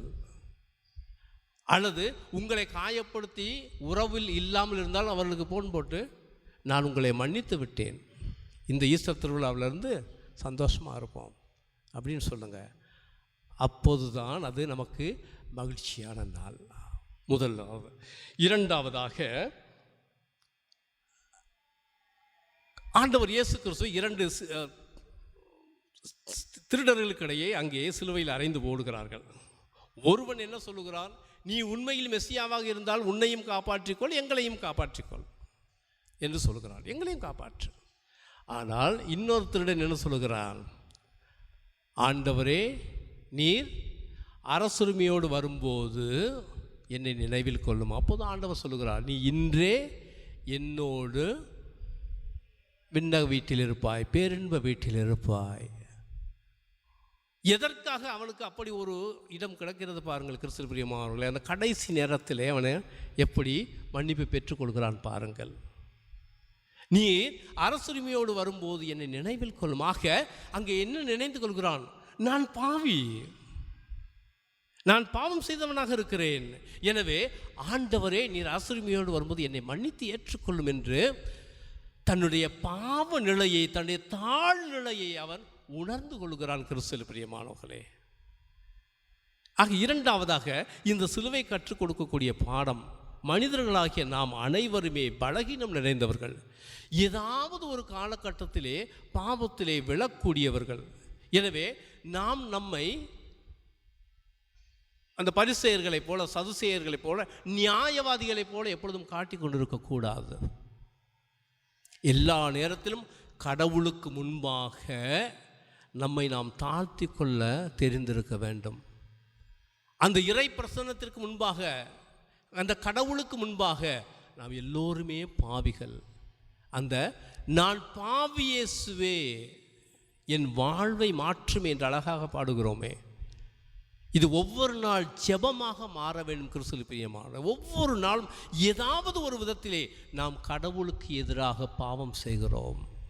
ஆக நாம் பாவி என்ற அந்த மனநிலையை நாம் உருவாக்கி கொள்ள வேண்டும். அதான் ஒரு இறையெல்லாம் மிக அழகாக சொல்வார், அந்த சிலுவையை தொங்கிக்கிட்டான் இல்லையா திருடன், அவன் உண்மையிலேயே திருடன். எப்படின்னா கடைசி நேரத்தில் ஆண்டவருடைய மன்னிப்பையும் திருடி விட்டான் பாருங்கள் என்று சொல்லுவார். கடைசி நேரத்திலே ஆண்டவருடைய இரக்கத்தையும் மன்னிப்பையும் திருடி விட்டான். என்னை நினைவு கொள்ளும் என்று சொல்லி ஆண்டவருடைய இரக்கத்தையும் மன்னிப்பையும் கூட திருடி விட்டான். ஆண்டவருடைய அன்பை திருடி விட்டான். கிறிஸ்துவில் பிரியமானவர்களே, ஆண்டவரிடம் வந்து அந்த அன்பையும் மன்னிப்பையும் நாம் பெற்றுக்கொள்ள வேண்டும். ஆக இரண்டாவதாக அதை மனதில் வருத்திக்கொள்ளும். முதலாவதாக எல்லோரையும் மன்னிப்பது, மன்னித்து ஏற்றுக்கொள்வது. இரண்டாவதாக கடவுளுக்கு முன்பாக நாம் எல்லோரும் பாவிகள் என்பதை உணர்ந்து நம்மையே தாழ்த்தி கடவுளிடம் எப்போதும் மன்னிப்பு கேட்பது.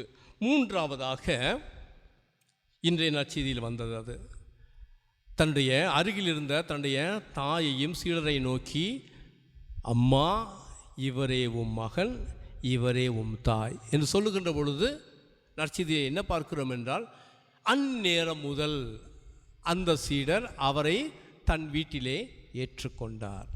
ஆக அந்த சீடர் அன்னை மரியாவை தன் வீட்டிலே ஏற்றுக்கொண்டார் என்பதற்கு பல அர்த்தங்கள் கொடுக்கலாம். ஆனால் அதில் ஒரு முக்கியமான ஒரு பொருள் என்னவென்றால், இதோ என் தாய், இந்த தாயை போல நீங்கள் வாழ வேண்டும், இந்த தாயை போல நீங்கள் வாழ வேண்டும். நாம் அன்னை மரியாவை எதற்கு தேடுவோம் என்றால், என் மகனுக்கு அல்லது மகளுக்கு கல்யாணம் ஆகணும், நான் வாங்கியிருக்கிற கடன் சீக்கிரம் போகணும், எங்கள் வீட்டில் யாருக்காவது சுகம் இல்லைன்னா அவங்களுக்கு சீக்கிரம் சுகம் கிடைக்கணும், பிள்ளைங்க நல்லா படிக்கணும். இதுக்கு மட்டும்தான் சில சமயத்தில் நம்ம மாதாவை தேடுவோம். அது ஒரு விதமான பக்தி கிறிஸ்துவில் பிரியமான, அவ்வளவுதான். அதற்கு மேலாக அன்னை மரியா எப்படி எல்லா சூழ்நிலைகளிலும் தன்னுடைய நம்பிக்கையை முழுவதையும் கடவுள் மீது வைத்துவிட்டு, இதோ உம்முடைய அடிமை, உம்முடைய விருப்பப்படியே எனக்கு ஆகட்டும். நம்ம பல நேரத்தில் கடவுள்கிட்ட போய் சொல்லுவோம், ஏன்னா நம்முடைய தேவைகளை சொல்லுவோம். அது மனிதனுக்கே உரிய வழக்கம்.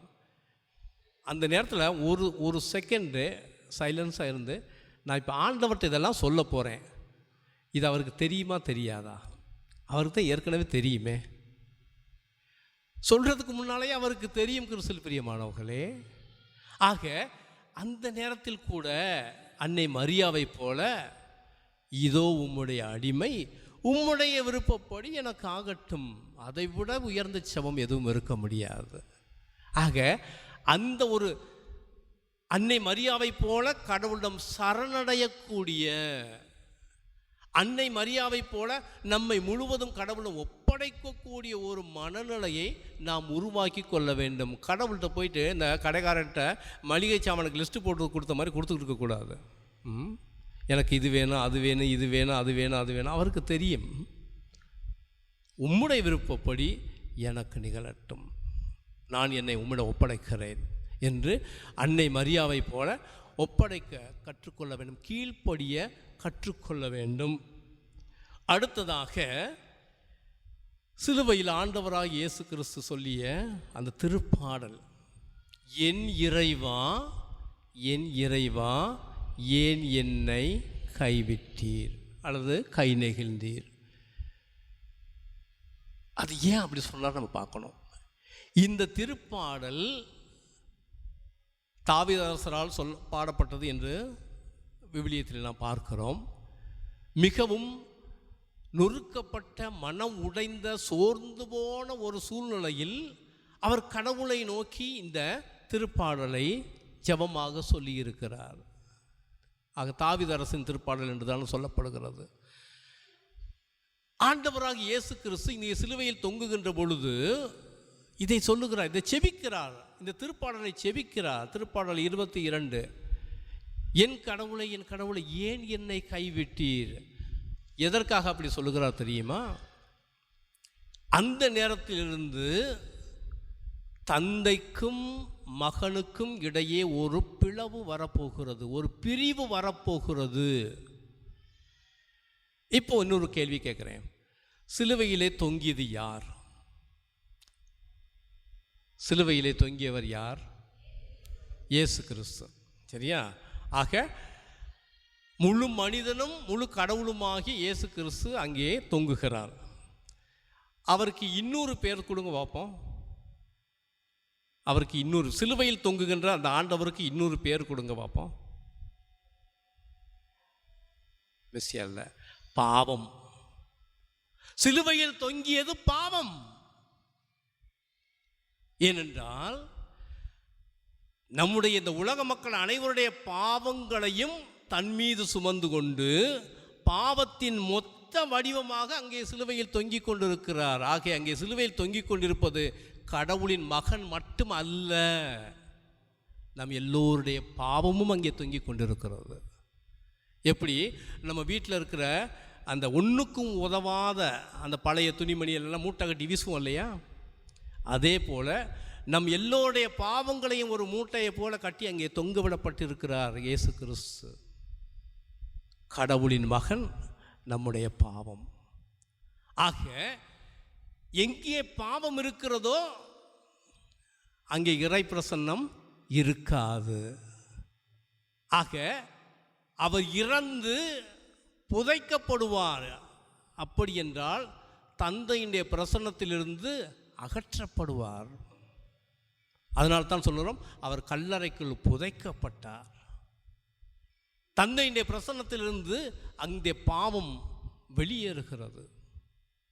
அதனால்தான் சொல்கிறார், அந்த வேளையில் தான் தந்தையே ஏன் என்னை கைவிடுகிறீர். கிறிஸ்துவில் பிரியமானவர்களே, இதை நம்முடைய மனதில் எப்போதும் நிறுத்தி கொள்ள வேண்டும்.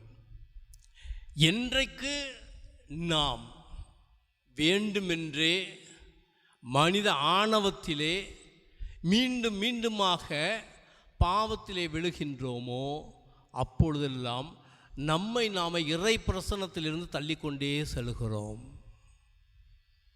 அதனால்தான் எப்பொழுதுமே ஒரு குற்றம் செய்வதற்கு முன்பாக, பாவம் செய்வதற்கு முன்பாக நாம் நன்றாக செபிக்க வேண்டும்.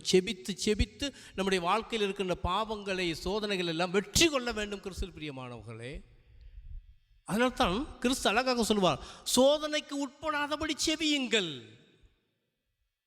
இன்றைக்கு மனித இனம் எதற்காக பாவத்திலே விழுகிறது, எதற்காக பொறாமையிலே விழுகிறது, எதற்கு கொலை செய்கிறது, எதற்கு கொள்ளையடிக்கிறது, எதற்கு ஏமாற்றுகிறது என்று பார்த்தீர்கள் என்றால் அவர்கள் அந்த இறை பிரசன்னத்தில் இல்லை. இறை பிரசன்னத்தில் இல்லாதவர்களால் பாவத்திலே விழுந்து கொண்டே இருப்பார்கள். கிறிஸ்துவில் பிரியமானவர்களே, ஆக நாம் எப்போதும் ஜெபத்திலே மூழ்கி இருந்தோம் என்றால், என் கடவுளை என் கடவுளை என்னை கைவிட்டு விடாதையும் என்று செபித்து கொண்டே இருந்தால், எங்களை சோதனைக்கு உட்படுத்தாதையும் என்று செபித்து கொண்டே இருந்தால், நிச்சயமாக நாம் பாவத்திலே விழுவதற்கான சூழ்நிலைகள் மிகவும் கொஞ்சமாகத்தான் இருக்கும். கிறிஸ்துவில் பிரியமானவர்களே, ஆக ஜெபத்தினால், ஆண்டவரிடம் கூக்குரலிட்டு எழுப்புகின்ற அந்த ஜெபத்தினால் நம்முடைய சோதனைகளையும் பாவங்களையும் வெற்றி கொள்ள முடியும். அடுத்ததாக இன்றைய நற்செய்தியில் வந்தது, தாகமாக இருக்கிறேன் என்று சொல்லுகிறார். எதற்காக தாகமாக இருக்கிறார்? இவர்தான் இந்த உலகத்தை படைத்தார். அவ்வளோ பெரிய கடலை படைத்தவர், ஆறுகளை படைத்தவர், குளங்களை படைத்தவர், தண்ணீரை எல்லாவற்றையும் படைத்தவர். அவருக்கு எப்படி தாகம்? தண்ணீரை படைத்தவருக்கே தாகம். அந்த தாகம் எதற்காக என்றால் உங்களுடைய ஆன்மாவிற்காக, என்னுடைய ஆன்மாவிற்காக அவர் கொள்ளுகின்ற தாகம். நம்முடைய ஆன்மா யாருக்கு சொந்தமானது என்றால் கடவுளுக்கு சொந்தமானது, நமக்கு சொந்தமானது அல்ல. நம்முடைய ஆன்மா கடவுளுக்கு சொந்தமானது. ஆக இந்த உலகத்திலே வாழ்ந்து இறந்த பிறகு நம்முடைய ஆன்மாவை கடவுளிடம் ஒப்படைக்க வேண்டிய பொறுப்பு நம் ஒவ்வொருவருடைய கையிலும் இருக்கிறது கிறிஸ்துவில் பிரியமானவர்களே. எனவே தான் நம்முடைய ஆன்மாவிற்காக அவர் தாகம் கொள்ளுகிறார். அதனால் தான் சொல்லுகிறார் தாகமாக இருக்கிறது, தாகமாக இருக்கிறது என்று சொல்லிய பிறகு அங்கிருந்த ஒரு காவலன் என்ன செய்தான்? கடற்காளானை பஞ்சில் தோய்த்து ஈசோப்பில் பொருத்தி அவருடைய வாயிலே வைத்தான்.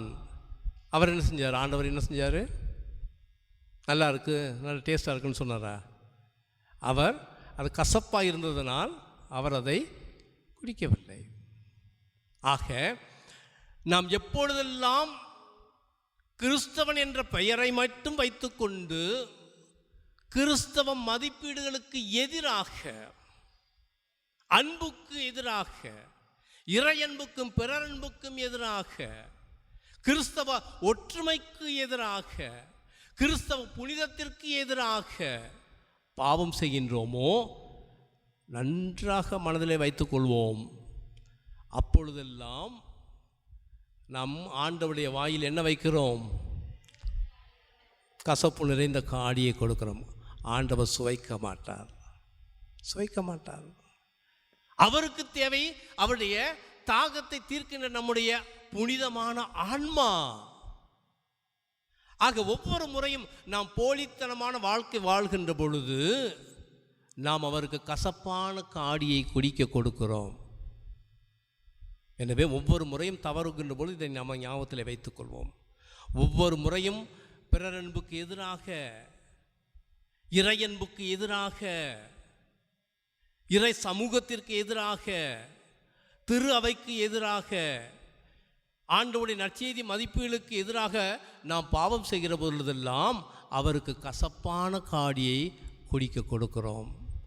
கசப்பான காடியை குடிக்க கொடுப்பதும் ஆண்டவர் விரும்பி கேட்கின்ற நம்முடைய ஆன்மாவினை கொடுத்து அந்த தாகத்தை தீர்ப்பதும் நம்முடைய கையிலே இருக்கிறது.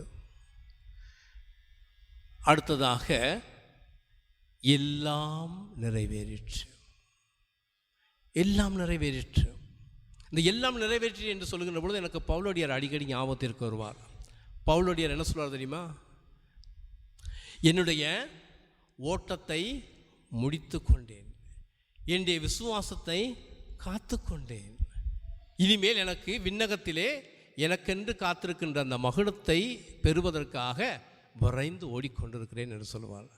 எவ்வளவு திருப்தியாக அவரை அங்கே ஜெயிலில் வச்சு துன்புறுத்தி கொலை செய்வதற்காக எல்லா முடிவுகளும் எடுக்கப்பட்டு விட்டது. அவர் கொலை செய்யப்பட போகிறார், கிறிஸ்துவை ஏற்றுக்கொண்டார் என்பதற்காக கொலை செய்யப்பட போகிறார்.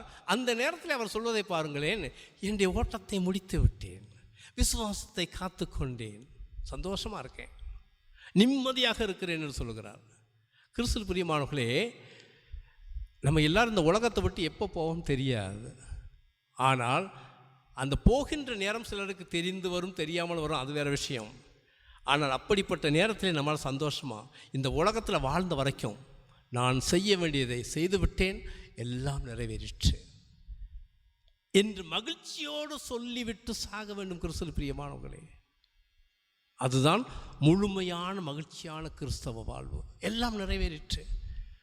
ஒரு கணவன் என்ற முறையிலே, மனைவி என்ற முறையிலே, தந்தை என்ற முறையிலே, தாய் என்ற முறையிலே, பிள்ளை என்ற முறையிலே, ஒரு கிறிஸ்தவன் என்ற முறையிலே, ஒரு கிறிஸ்தவன் என்ற முறையிலே, ஒரு குருவானவர் என்ற முறையிலே எல்லாம் நிறைவேறிற்று.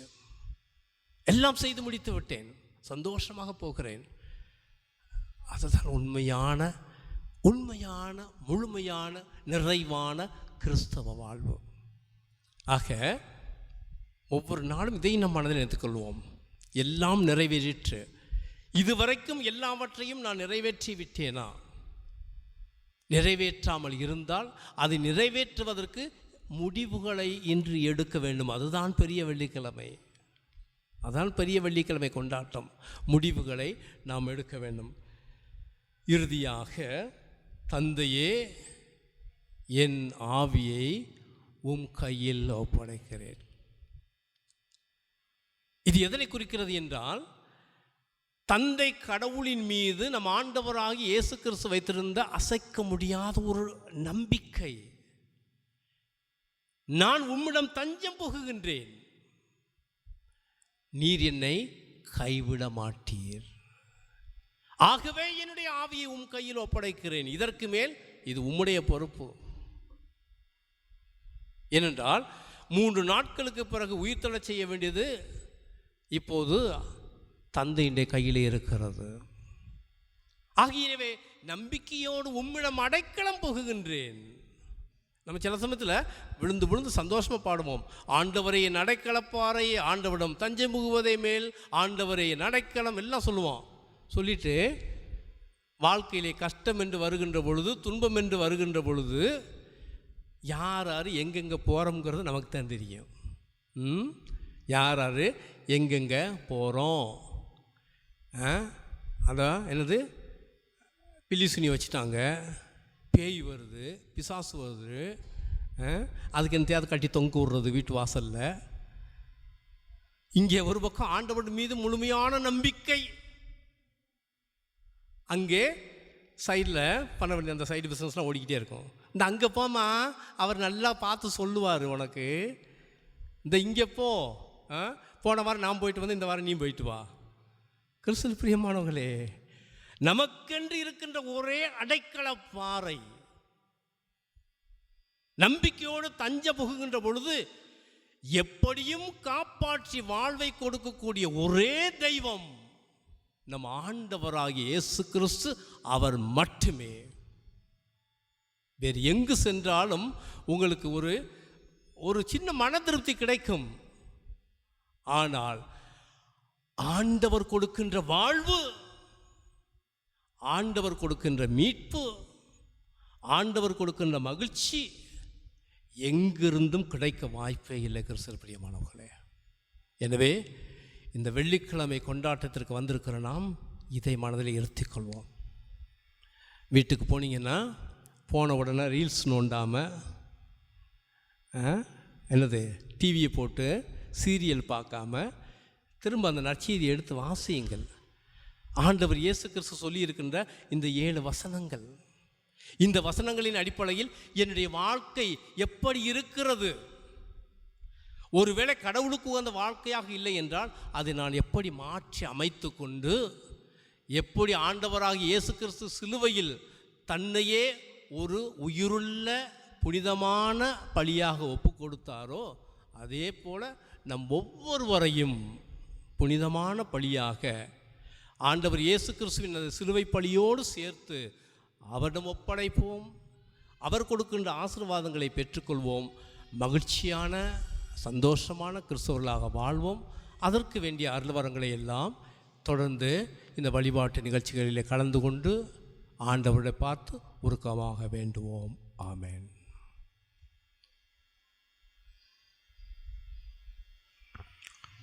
பொது மன்றாட்டு. அன்பிற்குரிய இறை மக்களே, திருவிழிப்புகளுக்கெல்லாம் அன்னையாகிய திருவிழிப்பு பெரிய சனி பாஸ்கா திருவிழிப்பு என்றால், மன்றாட்டுகளுக்கெல்லாம் அன்னையாகிய மன்றாட்டு பெரிய வெள்ளி. இயேசு எனும் இறை தந்தையினிடத்திலே பரிந்து பேசி மன்றாடினார். இன்று உரத்த குரலெழுப்பி கண்ணீர் சிந்தி பல கருத்துகளுக்காக மன்றாட திரு அவை அழைக்கிறது. ஏனெனில் இயேசு மனித சமுதாயம் முழுவதற்காகவும் சிலுவை சுமந்து பாடுகள் பட்டு இறந்தார். அவருடைய பாடுகளின் பலன்களை நாம் அனைவரும் பெற வேண்டும் என்பதே இயேசுவின் விருப்பம். ஒவ்வொரு மன்றாட்டின் கருத்து சொன்ன பிறகு குரு நம் பெயரால் ஜெயிப்பார். இறைமக்கள் ஆமீன் என பதில் சொல்ல வேண்டும். புனித திரு அவைக்காக. அன்புமிக்க சகோதர சகோதரிகளே, இறைவனின் புனித திரு அவைக்காக மன்றாடுவோம். நாம் இறைவனும் ஆண்டவருமானவர் உலகெங்கும் திரு அவைக்கு அமைதியும் ஒற்றுமையும் பாதுகாப்பும் அளித்து காக்க வேண்டும் எனவும், நாம் கலக்கமின்றி அமைதியான வாழ்வு நடத்தி எல்லாம் வல்ல இறை தந்தையை மாட்சிப்படுத்த நமக்கு அருள் புரிய வேண்டும் எனவும் மன்றாடுவோமாக. சிறிது நேரம் மௌனமாக மன்றாடுவோம்.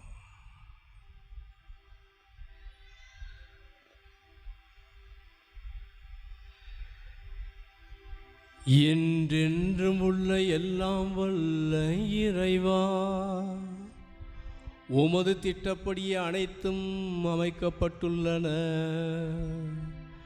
அதனால் உமது அதிகாரத்தால் ஆளப்படும் கிறிஸ்தவ மக்களாகி எங்கள் வேண்டுதலை பரிவிலக்கத்தோடு கண்ணோக்கி அருளும். திருத்தந்தையின் தலைமையின் கீழ் நாங்கள் நம்பிக்கையில் வளரும்படி அவரை பரிவுடன் காத்தருளும். எங்கள் ஆண்டவராய கிறிஸ்து வழியாக உம்மை மன்றாடுகின்றோம்.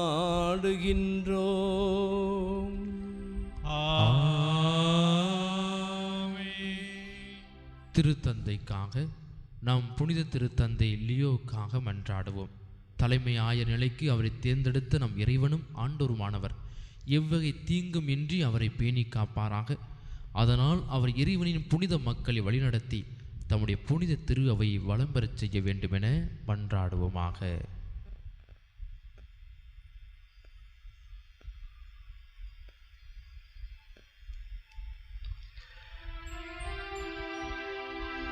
என்றென்றும் உள்ள எல்லாம் வல்ல இறைவா,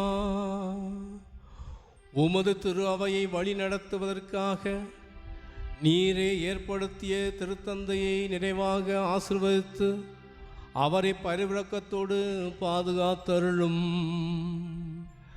அவருடைய வழி நடத்துதலின் தலைமையிலும் நாங்கள் நம்பிக்கை கொண்டு வாழ்வதற்கு ஏற்ற முறையிலே அவரை பரிவோடு என்றென்றும் காத்தருள உம்மை வேண்டுகிறோம்.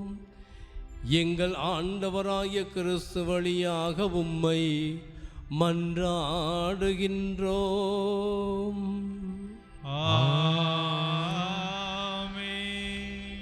திருநிலை பணியாளர்கள், நம்பிக்கையாளர்கள், பல்வேறு நிலையில் உள்ளவர்கள் ஆகிய அனைவருக்காக நம் ஆயர் ஆனந்தமுக்காக, திரு அவையில் உள்ள எல்லா ஆயர்கள், அருள்பணியாளர்கள், திருத்தொண்டர்கள், நம்பிக்கையாளர் அனைவருக்காகவும் மன்றாடுவோமாக.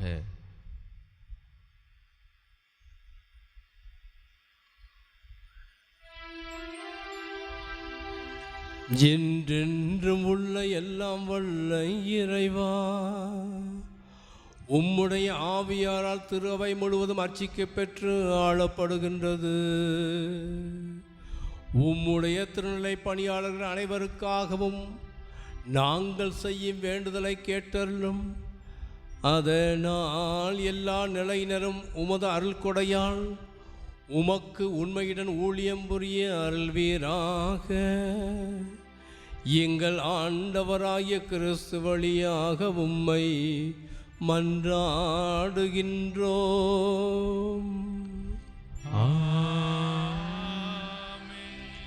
கிறிஸ்தவர்களின் ஒற்றுமைக்காக, கிறிஸ்துவில் நம்பிக்கை கொண்ட நம் சகோதர சகோதரிகள் அனைவருக்காக மன்றாடுவோம்.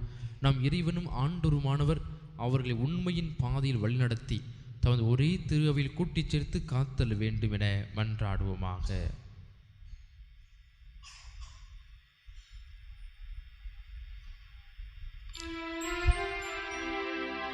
என்றென்றும் உள்ள எல்லாம் வல்ல இறைவா, சிதறுண்டவர்களை ஒன்று சேர்ப்பவரும் ஒருங்கிணைந்தவற்றை பேணி காப்பவரும் நீரே. உம் திருமகனின் மந்தையை கனிவுடன் கண்ணோக்கி அருளும். இவ்வாறு ஒரே திருமுழுக்கினால் தூய்மைப்படுத்திய அவர்களை நம்பிக்கையின் முழுமையால் இணைத்து அன்பின் பிணைப்பால் ஒன்று சேர்த்தருளும். எங்கள் ஆண்டவராய கிறிஸ்து வழியாக உம்மை மன்றாடுகின்றோம்.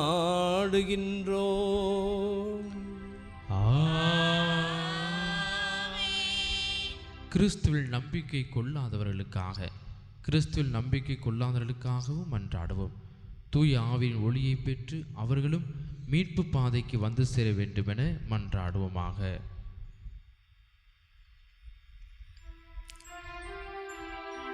என்றென்றும் உள்ள எல்லாம் வல்ல இறைவா, கிறிஸ்துவை ஏற்றுக்கொள்ளாத மக்கள் உம் திருமுன் நேர்மையான இதயத்தோடு நடந்து உண்மையை கண்டடைவார்களாக. நாங்களும் ஒருவர் மற்றவர் மீதும் எப்போதும் அன்பு கொள்வதாலும் உமது வாழ்வின் மறையின்மையை மென்மேலும் புரிந்து கொள்வதில் ஆவல் கொள்வதாலும் உமது அன்பை இவ்வுலகில் மிக தெளிவாக காட்டும் சாட்சிகளாக விளங்கு அருள்வீராக. எங்கள் ஆண்டவராகிய கிறிஸ்து வழியாக உம்மை மன்றாடுகின்றோம்.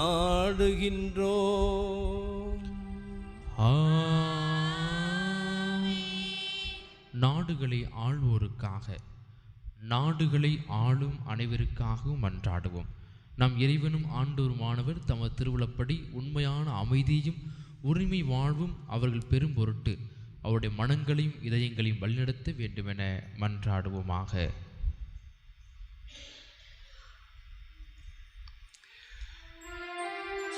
என்றென்றும் உள்ள எல்லாம் வல்ல இறைவா, மனிதரின் இதயங்களும் அவர்களின் உரிமைகளும் உம் கையில் உள்ளன.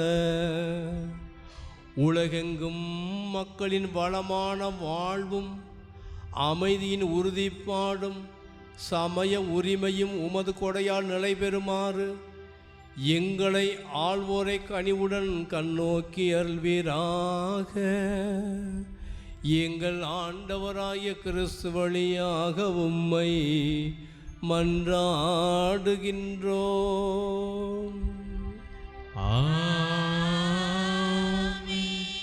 துன்புறுவோருக்காக, அன்புமிக்க சகோதர சகோதரிகளே, துன்புறும் அனைவருக்காகவும் எல்லாம் உள்ள தந்தையா கடவுளிடம் மன்றாடுவோம். தவறுகள் அனைத்திலிருந்தும் உலகை தூய்மைப்படுத்தவும், பிணிகள் நீங்கி பஞ்சம் ஒழியவும், சிறைகள் திறக்கப்பட்டு தலைகள் தகர்க்கப்படவும், வழிபோக்கர் பாதுகாப்பு பெறவும், பயணம் செய்வோர் நலமாக வீடு திரும்பவும், நோயுற்றோர் நலம் பெறவும், இறக்கின்றவர்கள் மீட்பு பெறவும் வேண்டுமென மன்றாடுவோமாக.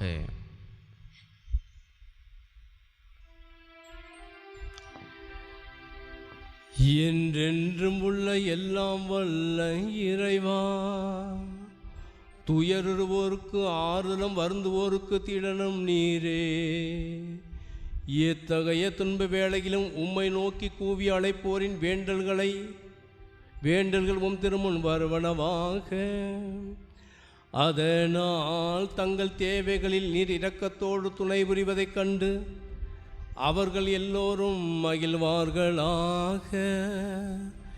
எங்கள் ஆண்டவராகிய கிறிஸ்து வழியாக உம்மை மன்றாடுகின்றோம்.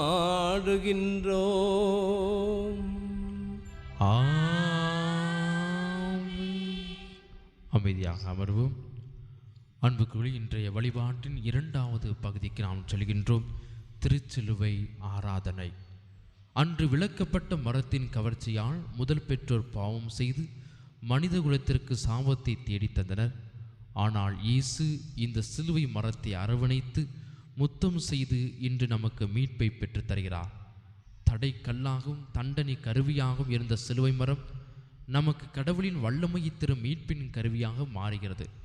துணியால் மூடப்பட்ட திருச்சிலுவை குரு பீடத்திற்கு பவனியாக கொண்டு வருகிறார். அதன் உச்சியிலிருந்து சிறிது சிறிதாக துணியை 3 தடவை அகற்றுவார்.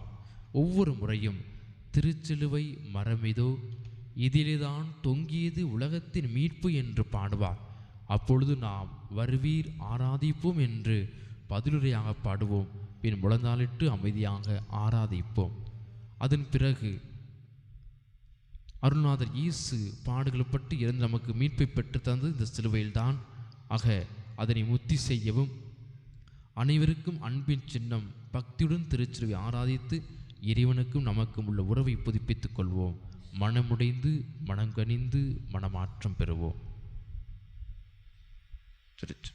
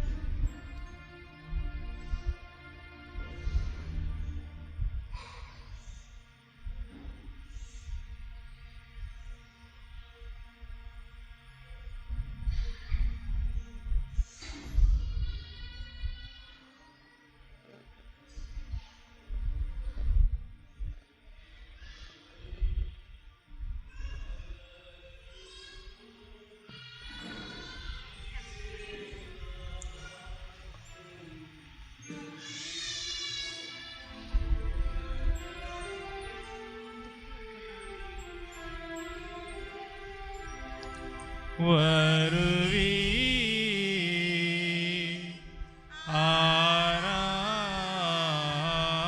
ஆராதிப்போ.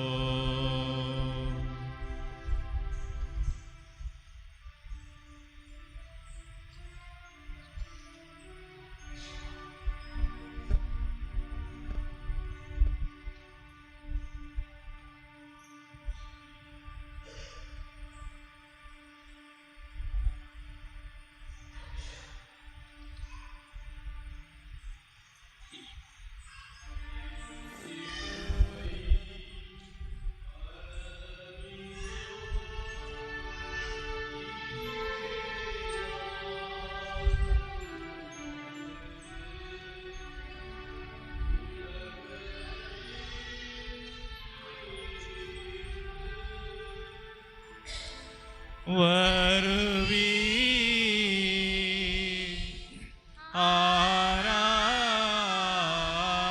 ஆராதிப்போ.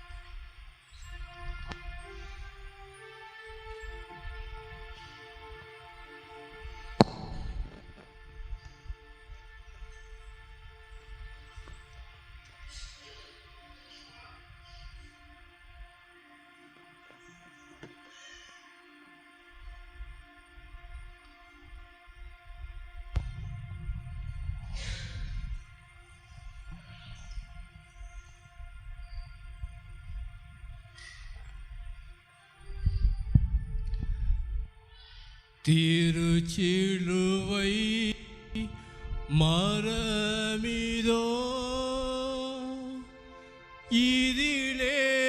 இதிலேதான் தொங்கியது உலகத்தின் மீட்பு. வருவி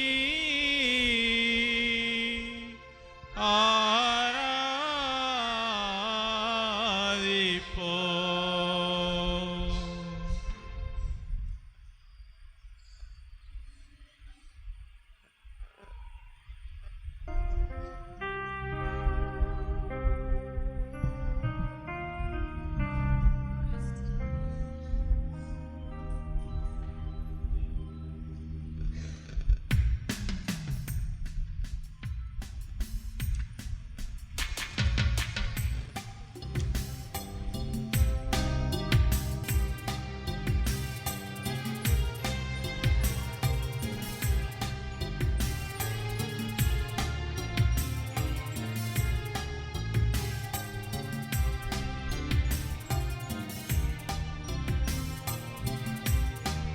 வலது கரத்தின் காயமே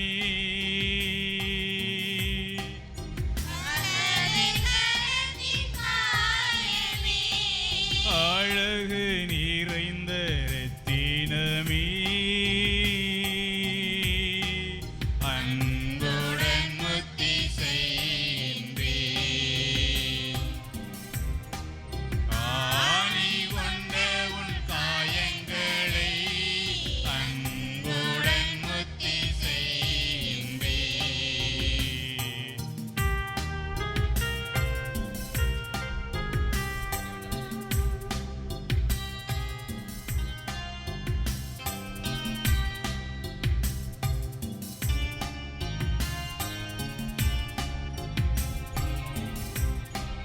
வலது கரத்தின் காயமே வலது கரத்தின் காயமே அழகு நிறைந்த ரத்தினமே அன்புடன் முத்தி செய்கின்றேன். ஆணி கொண்ட உன் காயங்களை அன்புடன் முத்தி செய்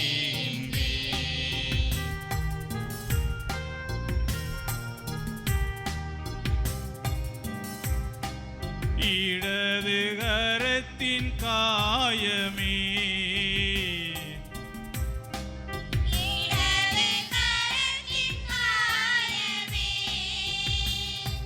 கடவுளின் திரு அன்புருவி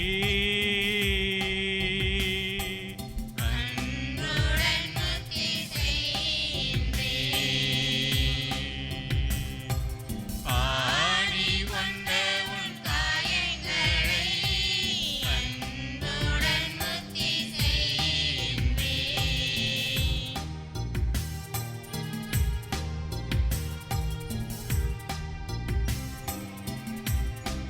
வலது பாதை காயமே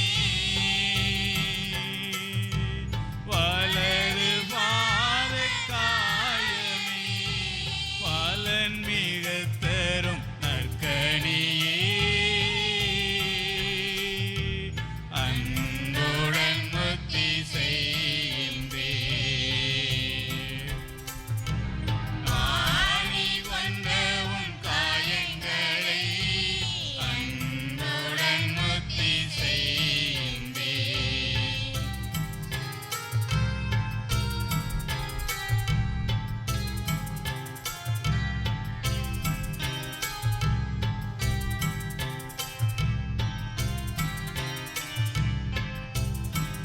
இடது பாதை காயமே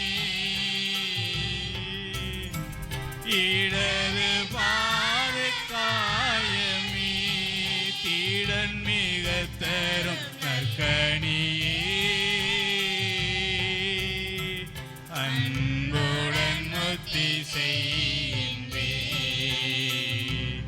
ஆணி கொண்ட உன் காயங்களை அன்புடன் முத்தி செய்யும்பே.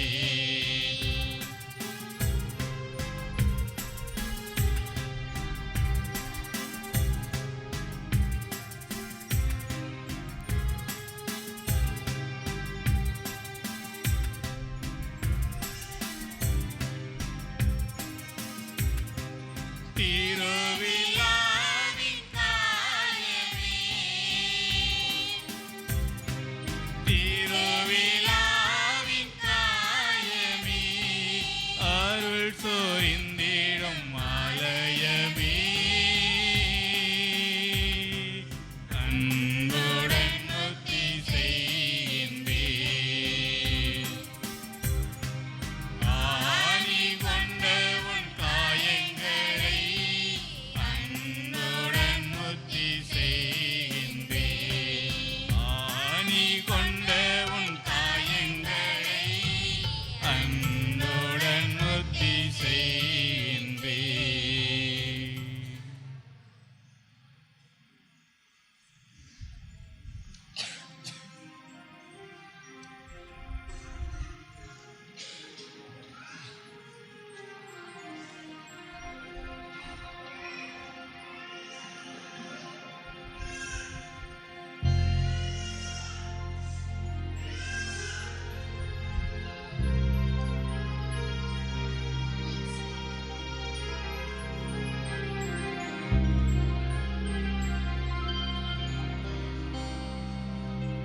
எனது ஜனமே நான் உனக்கு என்ன தீங்கு செய்தேன் சொல் ஏதிலே உனக்கு துயர் தந்தே எனக்கு பதில் நீ கூறிடுவா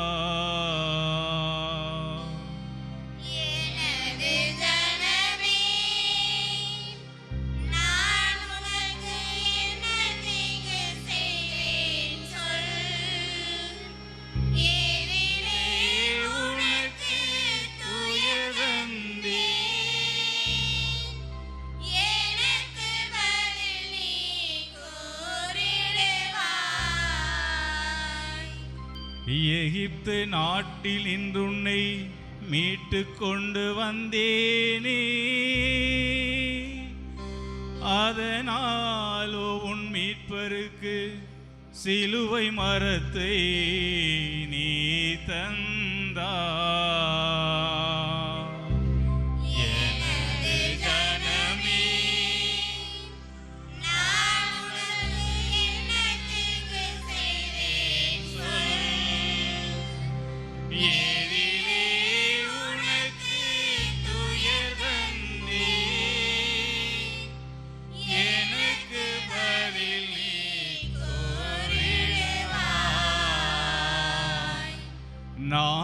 40 ஆண்டுகள் நான் உன்னை பாலை நிலத்தில் வழிநடத்தி உனக்கு மன்னா உணவு ஊட்டி வளமிகு நாட்டினில் வரச் செய்தே.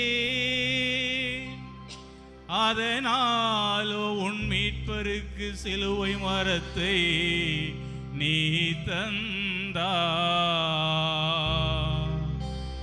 எனது ஜனமே நான் உனக்கு என்ன தீங்கு செய்தேன் சொல். ஏதிலே உனக்கு துயர் தந்தேன். எனக்கு பதில் நீ கூறிடுவாய். நான் உனக்காக எகிப்தியரை அவர் தம் தலைச்சென் பிள்ளைகளை வதைத்தொழித்தே.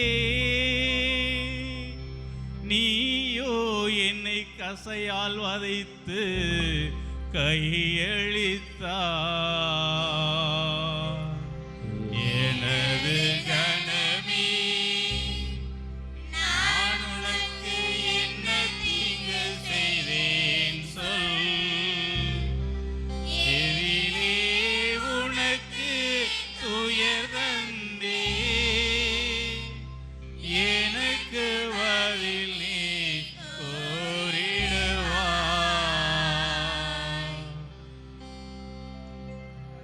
நானோ உனக்கு முன்பாக கடலை திறந்து வழி செய்தே.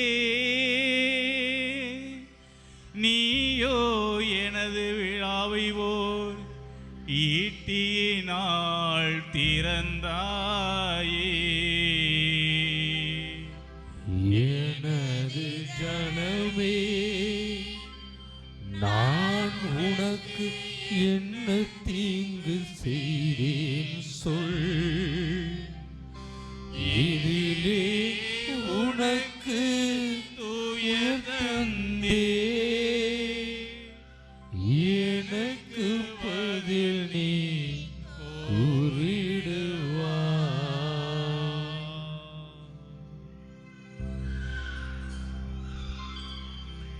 மேகத்தூணில் வழிகாட்டி உனக்கு முன்னே நான் சென்றே. நீயோ பிலாத்தின் நீதிமன்றம் என்னை இழுத்து சென்றாயே. எனது ஜனமே நான் உனக்கு என்ன தீங்கு செய்தேன் சொல். இதிலே உனக்கு துயர் தந்தே. எனக்கு பதில் நீ கூறிடுவாய்.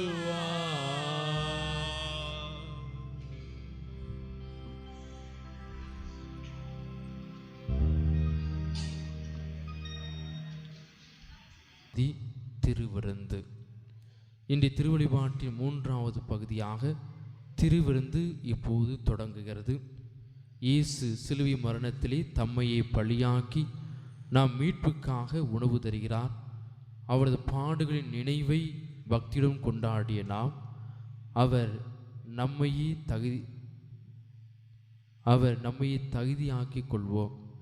இப்போது பீடத்தில் துணிகள் விரிக்கப்படும். நற்கருணை பீடத்திற்கு கொண்டு வரப்படும். அனைவரும் ஆண்டவரை வரவேற்கும் வண்ணமாக பக்தியோடு எழுந்து நிற்போம்.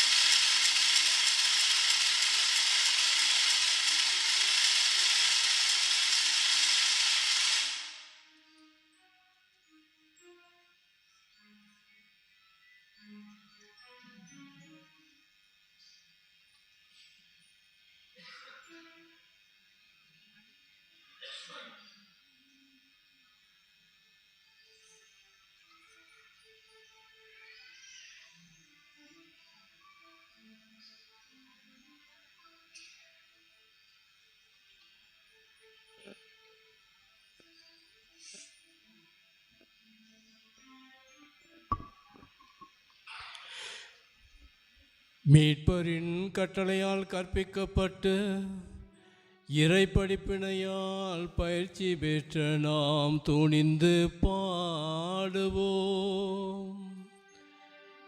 விண்ணுலகில் இருக்கின்ற எங்கள் தந்தையே, உமது பெயர் தூயது என போற்றப் பெறுக. உமது ஆட்சி வருக. உமது திருவுளம் விண்ணுலகில் நிறைவேறுவது போல மண்ணுலகிலும் நிறைவேறுக. எங்கள் அன்றாட உணவை இன்று எங்களுக்கு தாரும்.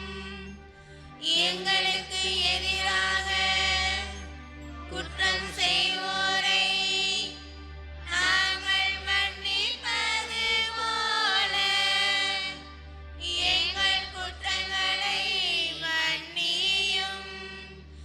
எங்களை சோதனைக்கு உட்படுத்தாதையும் தீமையிலிருந்து எங்களை விடுவித்தருளும்.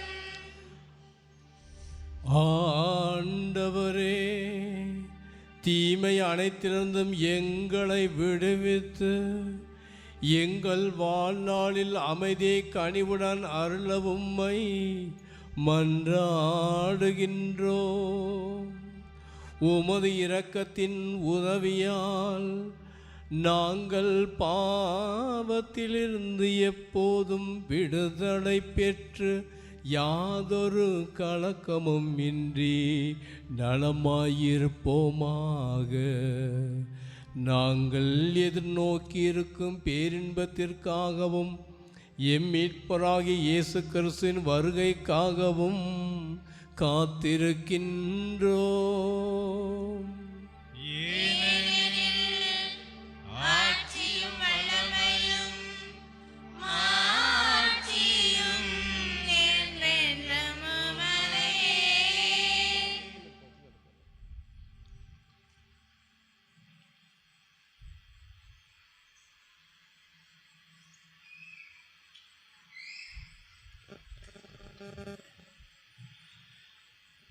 இதோ இறைவனின் செம்மறி, இவரே உலகின் பாவங்களை போக்குகின்ற கடவுளின் மகன்.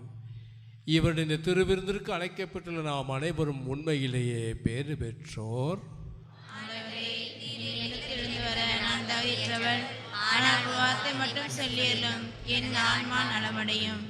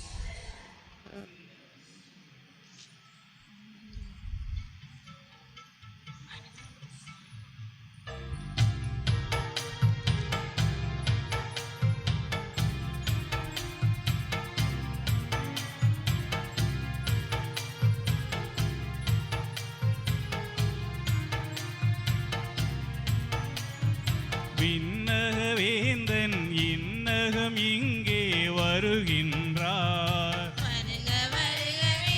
என்னிலை மாற என்னிலை வாழ எழுகின்றார். எழுக எழுகவே. விண்ணகவேந்தன் என்னகம் இங்கே வருகின்றார். வருக வருகவே. என்னிலை மாற என்னிலை வாழ எழுகின்றார். எழுக எழுகவே. விழியலின் கீதங்கள் பாடி விருந்துக்கு வாருங்கள்.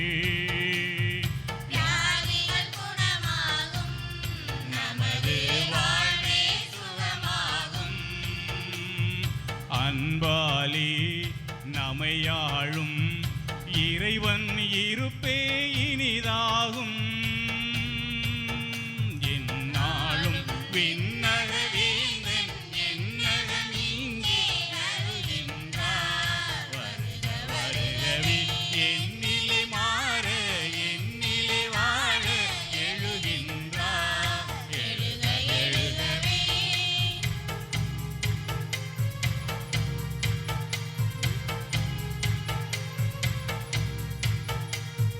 விழியெழில் வானம் தெளிகிறதே, புதிதாய் மன்னா பொழிகிறதே, ஏதோ மாற்றம் நிகழ்கிறதே, இறைமனமே இதயம் தமழ்கிறதே, விதையாய் இதயம் விழுகிறதே, 100 மடங்கு பலந்தரவே.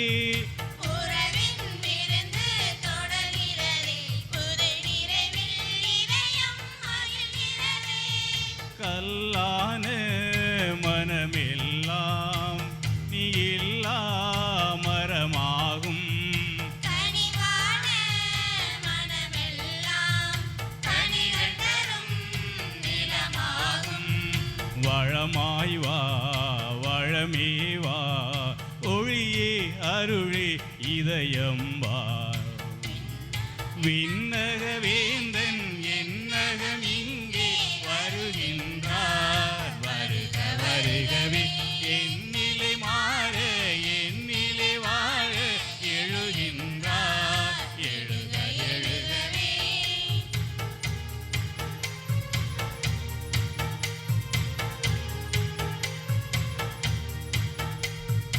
அன்னை தந்த அமுதல்லவா, அழகாய் கரத்தில் தவழ்கிறதே. உயிருள்ள உணவு இதுவல்லவோ, அந்த வானக விருந்து வருதல்லவா. அப்பம் என்பது அன்பல்லவா, அன்பாவி நேசம் பெரிதல்லவா. உள்ளம் என்பது குடிலல்லவா, அதில் வாழ்ந்திட வருவது இறையல்லவா. இதை வாங்கி உண்ணுங்கள், இனிமையெல்லாம் இதிலேதான். இதை வாங்கி பருகுங்கள், நிலை வாழ்வு இதிலேதான். அழியாத உணவே வா, அருளே அழைக்கும் உறவே வா. நகவேந்தன் என்ன ஆன்மா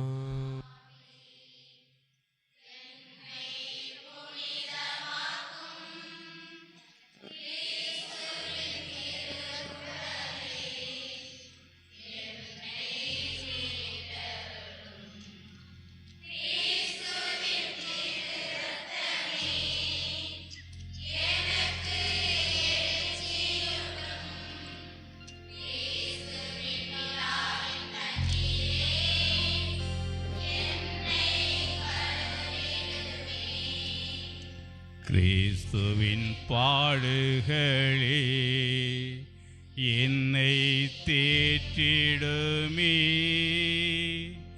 ஓ நல்ல இயேசுவே, எனக்கு செவி சாயும். திருக்காயங்களுள்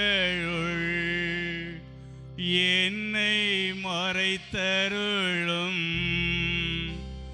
உம்மிடம் இருந்து என்னை பிரிய விடாதேயும். தீய பகைவரிடம் இருந்து என்னை காத்தருளும். எனது இறப்பின் வேளையினில் என்னை அழைத்தருளும். உம்மிடம் வர எனக்கு கட்டளையிட்டருளும். புனிதர்களோடு எக்காலமும் உம்மை புகழச் செய்யும்.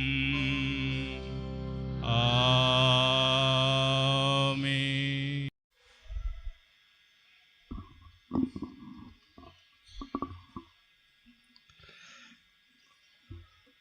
மன்றாடுவோமாக. என்றென்றும் உள்ள எல்லாம் வல்ல இறைவா, உம்முடைய கிறிஸ்துவின் பாடுகளினாலும் புனித இறப்பினாலும் உயிர்ப்பினாலும் எங்களை மீட்டருளினீர். உமது இரக்கத்தால் நீர் ஆற்றிய இந்த மீட்புச் செயல் எங்களில் என்றும் நிலைத்திருக்கச் செய்தருளும். இவ்வாறு மறைபொருளில் பங்கேற்பதன் வழியாக முடிவில்லாத இறைப்பற்றுடன் வாழ்ந்திட அருள்வீராக. எங்கள் ஆண்டவராகிய கிறிஸ்து வழியாக உம்மை மன்றாடுகின்றோம்.